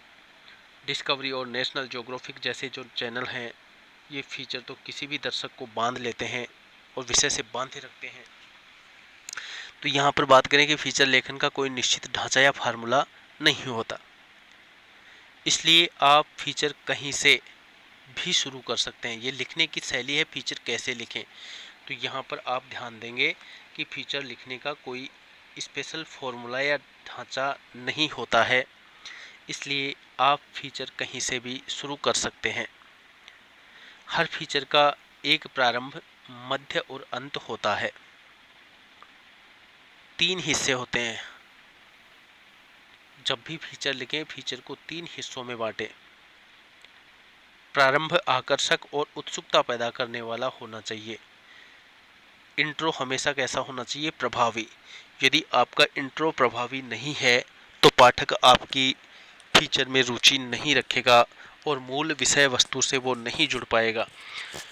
तो यहाँ पर यही ध्यान में रखना जरूरी है कि प्रारंभ आकर्षक और उत्सुकता पैदा करने वाला होना चाहिए। हालांकि प्रारंभ, मध्य और अंत को अलग अलग देखने के बजाय पूरे फीचर को समग्रता से देखना चाहिए। लेकिन अगर फीचर का प्रारंभ आकर्षक, रोचक और प्रभावी हो तो बाकी पूरा फीचर भी पठनीय और रोचक बन सकता है। जैसे अगर आप किसी, यहाँ पर उदाहरण के द्वारा स्पष्ट भी किया जा रहा है, आप समझने का प्रयास करेंगे। जैसे अगर आप किसी जाने माने व्यक्ति पर एक व्यक्ति चित्र फीचर तैयार कर रहे हैं तो उसकी शुरुआत किसी ऐसी घटना के उल्लेख से कर सकते हैं जिसने उसके जीवन की दिशा बदल दी, या उसकी शुरुआत उनकी किसी ताज़ा उपलब्धि के ब्यौरे से भी हो सकती है, और फिर फीचर को उनके पिछले जीवन के संघर्षों की ओर मोड़ा जा सकता है। इस हिसाब से आप इसको लिखा जा सकता है। इसके बाद फीचर में उनके और कुछ करीबी लोगों और उनकी उपलब्धियों से वाकिफ विशेषज्ञों के दिलचस्प, आकर्षक और ख़ास वक्तव्यों को उद्धृत करते हुए उनके व्यक्तित्व के विभिन्न पहलुओं को उजागर किया जा सकता है। तो ये फीचर लिखने के लिए हमें कैसे लिखना है, किन चीज़ों का ध्यान रखना है, यही बातें इसमें बताई जा रही हैं।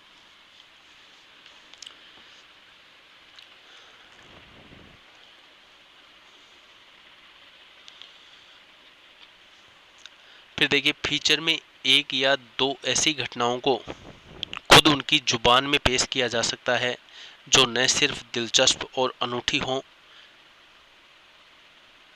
बल्कि उससे उनके जीवन के अहम क्षणों पर रोशनी पड़ती हो। फीचर के आखिरी हिस्से में उसकी भविष्य की योजनाओं पर फोकस करना चाहिए। ये सबसे ज़्यादा महत्वपूर्ण फीचर लिखते समय ध्यान रखने की बातें हैं। ये फीचर के आखिरी हिस्से में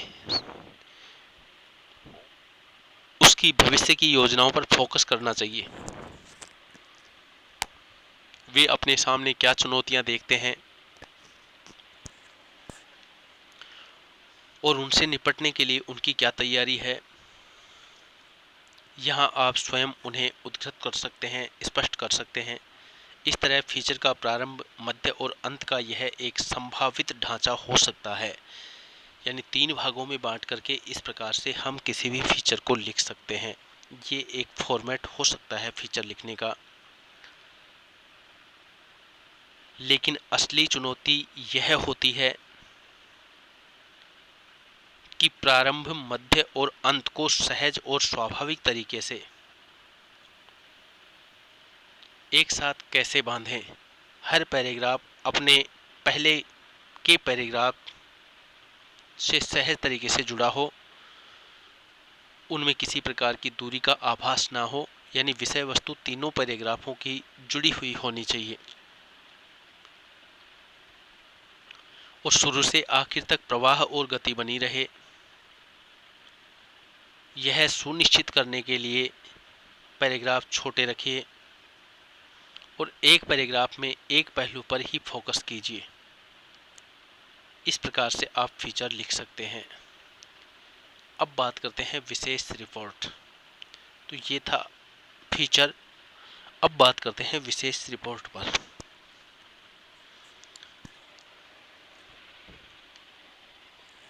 अखबारों और पत्र पत्रिकाओं में सामान्य समाचारों के अलावा गहरी छानबीन, विश्लेषण और व्याख्या के आधार पर विशेष रिपोर्ट भी प्रकाशित होती है। ऐसी रिपोर्टों को तैयार करने के लिए किसी घटना, समस्या या मुद्दे की गहरी छानबीन की जाती है। उससे संबंधित महत्वपूर्ण तथ्यों को इकट्ठा किया जाता है। तथ्यों के विश्लेषण के जरिए उसके नतीजे, प्रभाव और कारणों को स्पष्ट किया जाता है। तो विशेष रिपोर्ट, जैसा कि इसका नाम दिया गया है विशेष, इसमें कुछ ना कुछ बात विशेष रही होगी। तो विशेष क्या होती है? सामान्य समाचारों के अलावा गहरी छानबीन, विश्लेषण और व्याख्या के आधार पर विशेष रिपोर्ट प्रकाशित होती है। ऐसी रिपोर्ट को तैयार करने के लिए किसी भी घटना, समस्या या मुद्दे की गहरी छानबीन की जाती है और फिर उससे संबंधित महत्वपूर्ण तथ्यों को इकट्ठा किया जाता है। फिर तथ्यों के विश्लेषण के जरिए उसके नतीजे, प्रभाव और कारणों को स्पष्ट किया जाता है और ये होता है विशेष रिपोर्ट। विशेष रिपोर्ट कैसे लिखी जाती है? तो ये लिखने का एक छोटा सा तैयार रूप आपको बताया है, कैसे आप इस विशेष रिपोर्ट को लिख सकते हैं। विशेष रिपोर्ट के भी कई प्रकार होते हैं।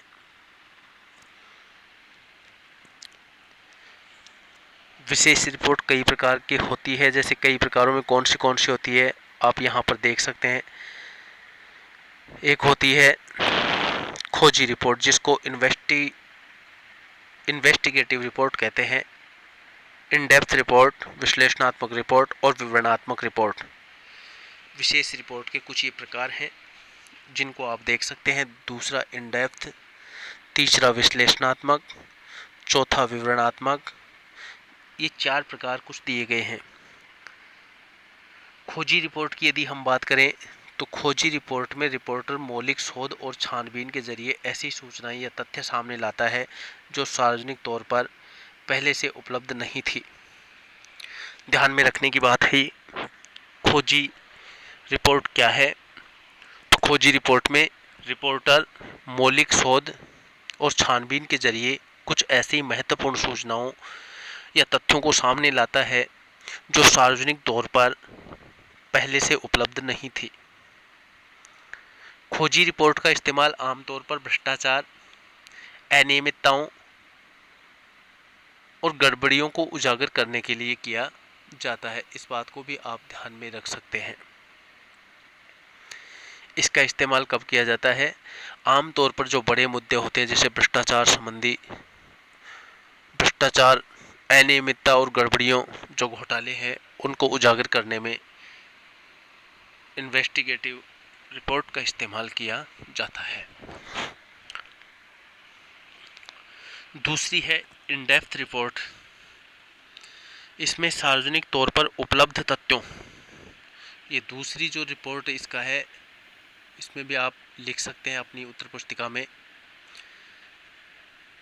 इन डेप्थ रिपोर्ट में सार्वजनिक तौर पर उपलब्ध तथ्यों, सूचनाओं और आंकड़ों की गहरी छानबीन की जाती है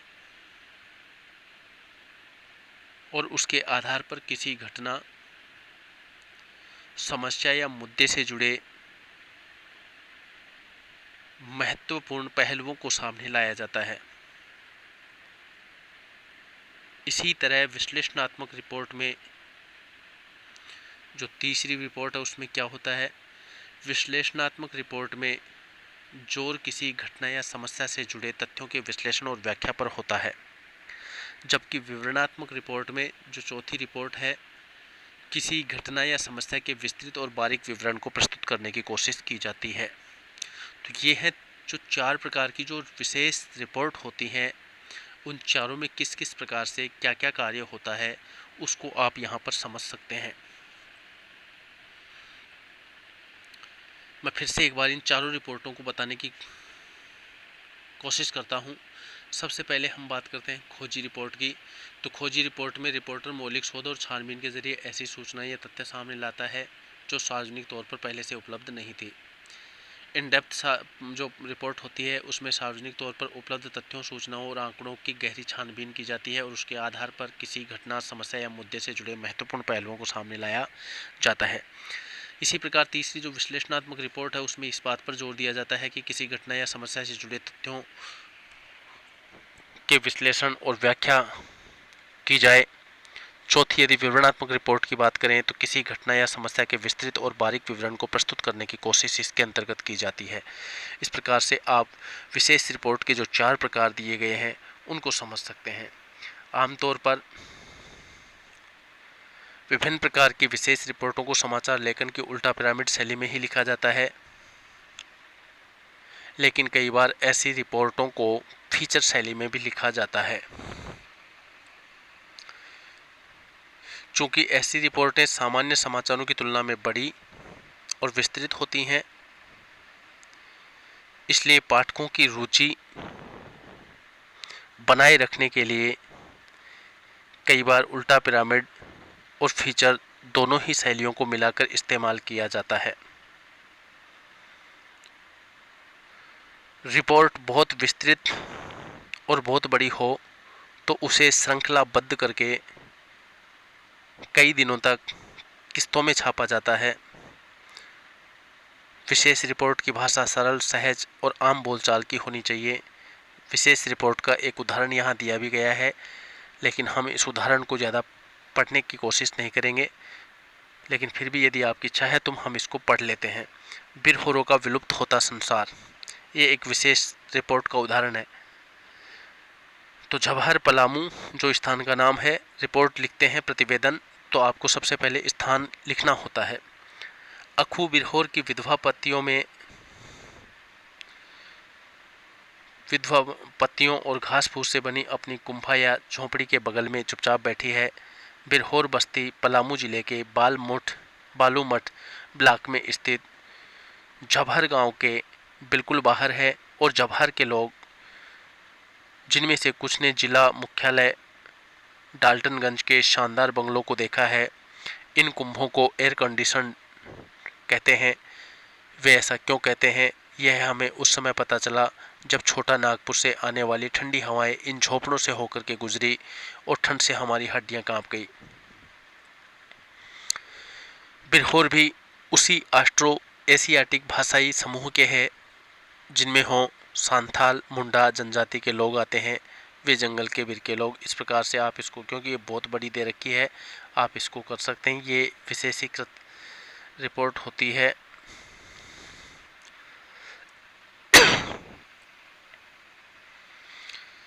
अब देखते हैं विचारपरक लेखन। विचारपरक लेखन के अंतर्गत सबसे पहले आता है लेख, टिप्पणियां और संपादकीय। तो लेख क्या होता है? लेख पर एक बार हम अखबारों में समाचार और फीचर के अलावा विचारपरक सामग्री का भी प्रकाशन होता है। कई अखबारों की पहचान उनके वैचारिक रुझान से होती है। एक तरह से अखबारों में प्रकाशित होने वाले विचारपूर्ण लेखन से उस अखबार की छवि बनती है। अखबारों में संपादकीय पृष्ठ पर प्रकाशित होने वाले संपादकीय अग्रलेख, लेख और टिप्पणियां इसी विचारपरक पत्रकारीय लेखन की श्रेणी में आते हैं। इसके अलावा विभिन्न विषयों के विशेषज्ञों या वरिष्ठ पत्रकारों के स्तंभ कॉलम भी विचारपरक लेखन की श्रेणी में ही आते हैं। कुछ अखबारों में संपादकीय पृष्ठ के सामने ऑफ एड पृष्ठ भी एक विचारपरक लेख और टिप्पणियां और स्तंभ प्रकाशित करते हैं। तो सबसे पहले हम बात करते हैं संपादकीय लेखन। तो संपादकीय लेखन को स्पष्ट करें उसके लिए आप थोड़ा सा ध्यान देंगे। किसी भी समाचार पत्र के लिए संपादकीय पृष्ठ इतना महत्वपूर्ण होता है कि उसकी सामान्यतः उपेक्षा नहीं की जा सकती। पहले मैं अपने हिसाब से इसको स्पष्ट करने का प्रयास कर रहा हूँ, फिर आप इस पाठ के अंतर्गत भी देखेंगे। तो किसी भी समाचार पत्र के लिए संपादकीय पृष्ठ इतना महत्वपूर्ण होता है कि सामान्यतः उसकी उपेक्षा नहीं की जा सकती। दैनिक जीवन में अनेक ऐसे मुद्दे होते हैं जिन्हें आम पाठक के लिए समझ पाना मुश्किल होता है और कई बार उन्हें समाचार के रूप में प्रस्तुत करना मुश्किल प्रतीत होता है। ऐसी स्थिति में समाचार पत्र के संपादक के लिए यह आवश्यक होता है कि वह उन समस्या अथवा मुद्दे को विस्तार से समझाने का प्रयत्न करे। इस प्रकार के लेख प्राय गंभीर चिंतन और मुद्दों पर अपना रुख दर्शाने का प्रयास करते हैं। संपादकीय को यदि हम कहें तो संपादकीय को समाचार पत्र की आत्मा भी कहा जाता है। इसके बिना समाचार पत्र का प्रकाशन अधूरा माना जाता है। तो सबसे महत्वपूर्ण जो हिस्सा होता है वो संपादकीय होता है। किसी विद्वान ने संपादकीय के लिए कहा था कि संपादकीय संक्षेप में तथ्यों और विचारों का एक ऐसा तर्कसंगत और सुरुचिपूर्ण प्रस्तवन है जिसका उद्देश्य मनोरंजन, विचारों को प्रभावित करना या किसी महत्वपूर्ण समाचार का ऐसा भाष्य प्रस्तुत करना है जिससे सामान्य पाठक उसका महत्व समझ सके। संपादकीय को लेकर के किसी विद्वान का यह कथन था, क्योंकि संपादकीय न सिर्फ अपनी ओर से विचार व्यक्त करता है अपितु वह पाठकों की आवाज भी बनकर सामने आता है। संपादकीय संपादक के द्वारा लिखा जरूर जाता है, लेकिन वो किसी संपादक का व्यक्तिगत विचार नहीं होकर के संपूर्ण पाठकों की आवाज बनकर सबके सम्मुख आता है। संपादकीय लेखन मूल रूप से लेखन की एक स्वतंत्र विधा है। इसे किसी नियम अथवा सिद्धांत में नहीं बांधा जा सकता है। प्रत्येक संपादक का अपना विशिष्ट व्यक्तित्व होता है और अपनी विशिष्ट शैली होती है। अतः संपादकीय जब भी लिखें, संपादकीय संक्षिप्त हो, अन्यथा लंबे और विस्तृत लेखन से वह नीरस और उबाऊ बन जाता है और पाठक की रुचि उसमें नहीं रहती है। इस प्रकार विषय में सीधापन और भाषा शैली भी वैसे ही पाठक को तुरंत समझ में आए ऐसी होनी चाहिए। अब देखते हैं हम इसमें संपादकीय पृष्ठ पर प्रकाशित होने वाले संपादकीय को उस अखबार की अपनी आवाज़ माना जाता है। तो यहाँ पर दूसरे शब्दों में यदि हम कहें तो किसी भी अखबार का संपादकीय उस अखबार का आईना होता है। संपादकीय को देख करके आप उस अखबार की विचारधारा को और उसकी प्रभाव उत्पादकता को समझ सकते हैं, देख सकते हैं। संपादकीय के जरिए अखबार किसी घटना, समस्या या मुद्दे के प्रति अपनी राय प्रकट करते हैं। संपादकीय किसी व्यक्ति विशेष का विचार नहीं होता है, इसलिए उसे किसी एक का नाम के साथ नहीं छापा जाता, क्योंकि ये जनता की आवाज़ बनकर के सम्मुख आता है। संपादकीय लिखने का दायित्व उस अखबार में काम करने वाले संपादक और उसके सहयोगियों पर होता है। आमतौर पर अखबार में सहायक संपादक संपादकीय लिखते हैं। कोई बाहर का लेखक या पत्रकार संपादकीय लेख नहीं लिख सकता है। हिंदी के अखबारों में कुछ में 3, कुछ में 2 और कुछ में केवल 1 संपादकीय प्रकाशित होता है। संपादकीय का एक उदाहरण यहाँ पर दिया गया है, मूल्यांकन का दायरा, जो कि काफ़ी लंबा दिया गया है। हम यहाँ पर इसको पढ़ेंगे नहीं। तो इस प्रकार से यदि हम बात करें तो मैं आपको थोड़ा सा स्पष्ट और कर देता हूँ। संपादकीय लेखन का कार्य 2 रूपों में प्रस्तुत किया जाता है। एक तो वह जो स्वयं कहना चाहता है, और दूसरा कैसे और किस रूप में वो कहना चाहता है। यदि विचारों में संप्रेषणीयता नहीं है तो वह संपादकीय निरर्थक और बेकार माना जाएगा। संपादकीय लेखन कार्य से पूर्व संपादक को विशद ज्ञान की आवश्यकता होती है। उसे प्रत्येक विषय पर गहरी पकड़ होनी चाहिए तथा उसके पक्ष और विपक्ष में तर्क करने की क्षमता उसमें होनी चाहिए। संपादक को प्रतिदिन अनेक मुद्दों पर मंथन करने के अलावा उससे संदर्भित जो भी सामग्री है उसका व्यापक अध्ययन करने की आवश्यकता होती है।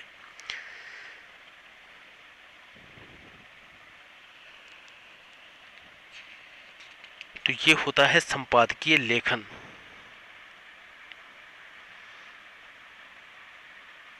अब बात करते हैं स्तंभ लेखन की।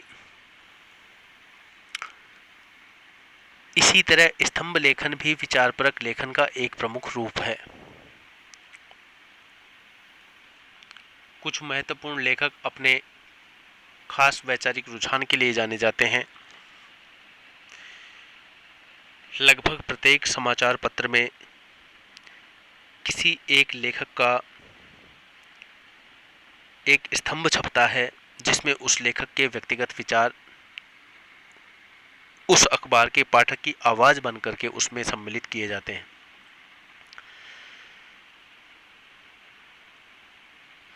उनकी अपनी एक लेखन शैली भी विकसित हो जाती है। ऐसे लेखकों की लोकप्रियता को देखकर अखबार उन्हें एक नियमित स्तंभ लिखने का जिम्मा दे देते हैं। स्तंभ का विषय चुनने और उसमें अपने विचार व्यक्त करने की स्तंभ लेखक को पूरी छूट होती है। स्तंभ लेखक के विचार अभिव्यक्त होते हैं। यही कारण है कि स्तंभ अपने लेखकों के नाम पर जाने और पसंद किए जाते हैं। कुछ स्तंभ इतने लोकप्रिय होते हैं कि अखबार उनके कारण ही पहचाने जाते हैं, लेकिन नए लेखकों को स्तंभ लेखन का मौका नहीं मिलता है क्योंकि उनके विचारों से परिचित नहीं होते हैं। अब बात करते हैं संपादक के नाम पत्र। यहाँ पर एक बार इस पर आप विचार करेंगे तो संपादक के नाम पत्र लिखते समय विषय की उपयोगिता, प्रासंगिकता और सामयिकता का ध्यान रखा जाना अत्यंत महत्वपूर्ण है। प्राप्त पत्र की सामग्री की सामयिकता प्रकाशन के लिए चुने जाने में विशेष रूप से सहायक होती है। पाठक की रुचि किसी भी सामयिक विषय पर की गई टिप्पणी अथवा प्रतिक्रिया में होती है, न कि पुरानी अथवा विस्तृत विषयों पर दृष्टिकोण को जानने में।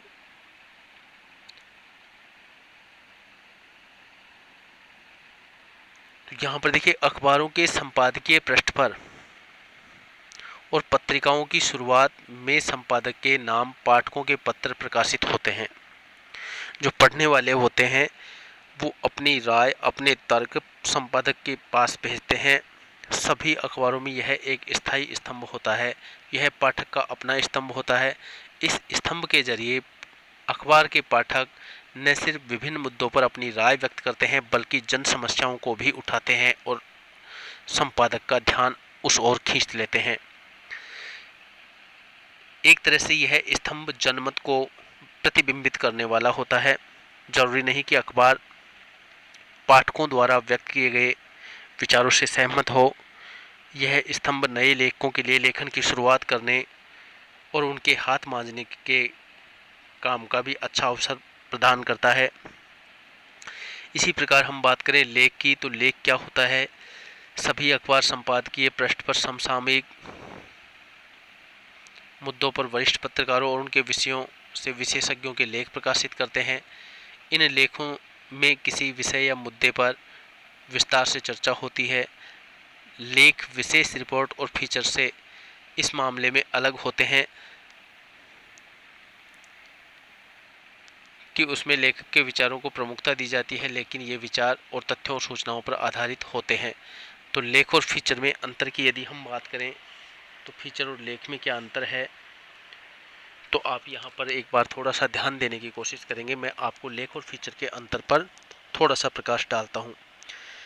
पत्रकारिता में समाचारों के बाद लेख और फीचर का स्थान आता है, लेकिन लेख और फीचर दोनों ही समान रूप से महत्वपूर्ण होते हैं। दोनों का प्रभाव भी अलग अलग होता है। अब वो प्रभाव क्या होता है, तो देखिए अंतर को हम यहाँ पर स्पष्ट करना है दोनों के। तो फीचर पाठकों की रुचि के अनुरूप किसी घटना या विषय की तथ्यपूर्ण रोचक प्रस्तुति करता है और गहन अध्ययन पर आधारित गंभीर प्रामाणिक लेखन लेख की श्रेणी में आता है।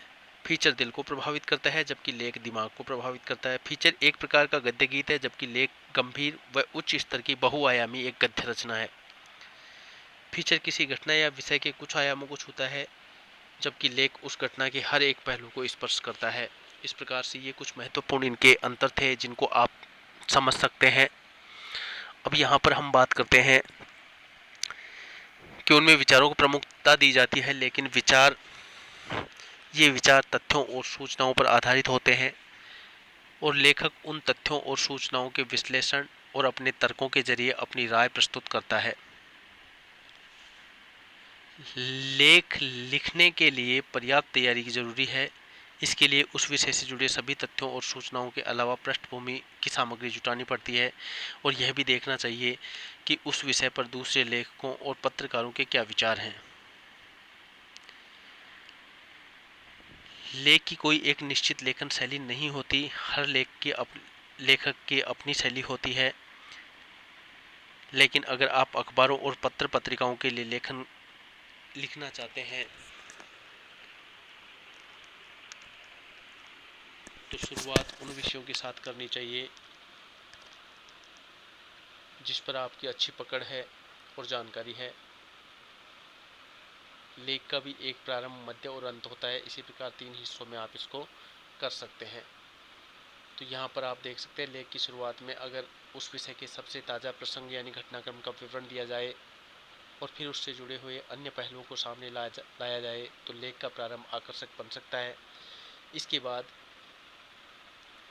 तथ्यों की मदद से विश्लेषण करते हुए आखिर में अपना निष्कर्ष या मत प्रकट कर सकते हैं।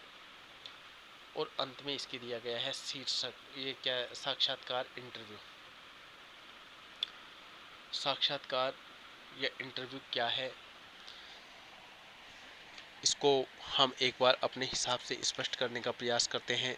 तो दोस्तों यहाँ पर थोड़ा सा आप विचार करेंगे समझने का। साक्षात्कार को जानने के लिए हमें दूसरों के विषय में सब कुछ जानने की मानवीय जिज्ञासा प्रवृत्ति को समझना होगा। इंसान दूसरों के बारे में, विशेषकर चर्चित, प्रसिद्ध, अति प्रसिद्ध लोगों के बारे में बहुत कुछ जानना चाहता है। वह अपने विषय में या अपने विचार दूसरों को बताने का इच्छुक भी रहता है। वह अपने अनुभव का लाभ दूसरों तक तथा दूसरों का लाभ स्वयं प्राप्त करना चाहता है। शायद इसी आवश्यकता ने साक्षात्कार विधा को जन्म भी दिया। तो साक्षात्कार होता क्या है? साक्षात्कार उस वार्ता या भेंट को कहा गया है। ध्यान देंगे, परिचय या मैं परिभाषा की बात कर रहा हूँ यहाँ पर। साक्षात्कार या इंटरव्यू होता क्या है? तो साक्षात्कार उस वार्ता अथवा भेंट को कहा गया है जिसमें संवाददाता, जिसको हम पत्रकार भी कह सकते हैं, या लेखक किसी व्यक्ति या किन्हीं व्यक्तियों के सवाल जवाब के आधार पर किसी समाचार पत्र में प्रकाशन के लिए अथवा टेलीविजन पर प्रसारण हेतु सामग्री एकत्रित करता है, उसे ही साक्षात्कार कहा जाता है। मौलिक रूप से साक्षात्कार 2 प्रकार के होते हैं। पहला वे जो विभिन्न प्रतियोगी परीक्षाओं या नौकरियों के लिए होते हैं और दूसरा वे जो रेडियो या टीवी समाचार पत्रों के लिए रिपोर्टर या संपादक लोग लेते हैं।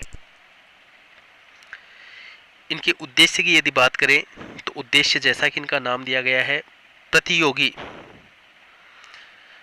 प्रतियोगितात्मक साक्षात्कार माध्यमोपयोगी साक्षात्कार से पूरी तरह से भिन्न होता है। इसका आयोजन सरकारी या निजी प्रतिष्ठानों में नौकरी से पूर्व सेवा आयोजकों द्वारा उचित अभ्यर्थी के चयन के लिए किया जाता है, जबकि माध्यमोपयोगी साक्षात्कार जनसंचार माध्यमों के द्वारा जन सामान्य तक पहुंचाए जाते हैं। अब यहाँ पर थोड़ा सा ये है कि साक्षात्कार लेते समय हमें किन किन बातों का ध्यान रखना आवश्यक होता है। क्या यहाँ पर ये कहें कि एक सफल साक्षात्कार के लिए एक सफल साक्षात्कार के लिए ध्यान देने योग्य आवश्यक बातें क्या क्या हैं? जिनका हमें ध्यान रखना होता है। तो आप यहाँ पर मैं इस बिंदु को अपने हिसाब से स्पष्ट कर रहा हूँ। इसमें आप निम्नलिखित बातों को ध्यान में रख सकते हैं। पहली बात आप ध्यान में रख सकते हैं, एक अच्छे एवं सफल साक्षात्कार के लिए यह आवश्यक है कि साक्षात्कारकर्ता को विषय और साक्षात्कार दाता व्यक्ति की पूरी जानकारी होनी चाहिए। दूसरी यदि बात करें तो दूसरी ध्यान देने योग्य बात है, साक्षात्कारकर्ता में धर्म, साहस, कूटनीति एवं संवेदनशीलता होनी चाहिए। उसमें संवेदनशीलता भी होनी चाहिए, कूटनीति भी होनी चाहिए, धैर्य भी होना चाहिए। तीसरी यदि बात करें तो पूरा साक्षात्कार प्रश्न के रूप में, क्रमिक रूप में होना चाहिए। और चौथी यदि बात करें तो जो प्रश्न पूछे जाएं वे सामान्य पाठक या दर्शक के मन के अनुरूप होने चाहिए। यदि ये एक सफल साक्षात्कार के लिए आवश्यक बातें हैं तो साक्षात्कारकर्ता में क्या गुण होने चाहिए, किन किन गुणों की मांग करता है, तो साक्षात्कारकर्ता में दो गुण प्रमुख रूप से होने चाहिए। सबसे पहले गुण की यदि हम बात करें तो यहाँ पर आप देखेंगे, साक्षात्कार देने वाला पूरी सहजता से जवाब दे। इसके लिए यह आवश्यक है कि साक्षात्कारकर्ता पहले प्रश्न पूछे, साथ ही साथ दाता के उत्तर देने के दौरान अनावश्यक हस्तक्षेप न करे। और दूसरी यदि इसमें बात करें तो यदि साक्षात्कारदाता किसी प्रश्न का उत्तर विषय से हटकर या अनावश्यक रूप से विस्तारित शैली में देने लगे तो उन्हें पूरी शालीनता के साथ मुख्य विषय से जोड़ने का प्रयास करना साक्षात्कारकर्ता का नैतिक कर्तव्य होता है। इस प्रकार से आप इस पूरे अध्याय को समझ सकते हैं। आशा है आपको इसमें किसी प्रकार की कोई दिक्कत नहीं आई होगी। तो मैं लक्ष्मीकांत शर्मा आज की इस कक्षा में आपके लिए इतना ही। आशा है आपको दी गई जानकारियाँ समझ में आई होंगी, रोचक लगी होंगी। मिलते हैं फिर एक नई कक्षा में एक नए अध्याय के साथ, नई रोचक जानकारियों के साथ। तब तक के लिए आपका दिन मंगलमय हो। मेरी सब शुभकामनाएं आप सभी के साथ हैं। और इन्हीं शब्दों के साथ आज की इस कक्षा से मैं लक्ष्मीकांत शर्मा विदा लेता हूं। नमस्कार मित्रों, धन्यवाद, जय हिंद, जय भारत।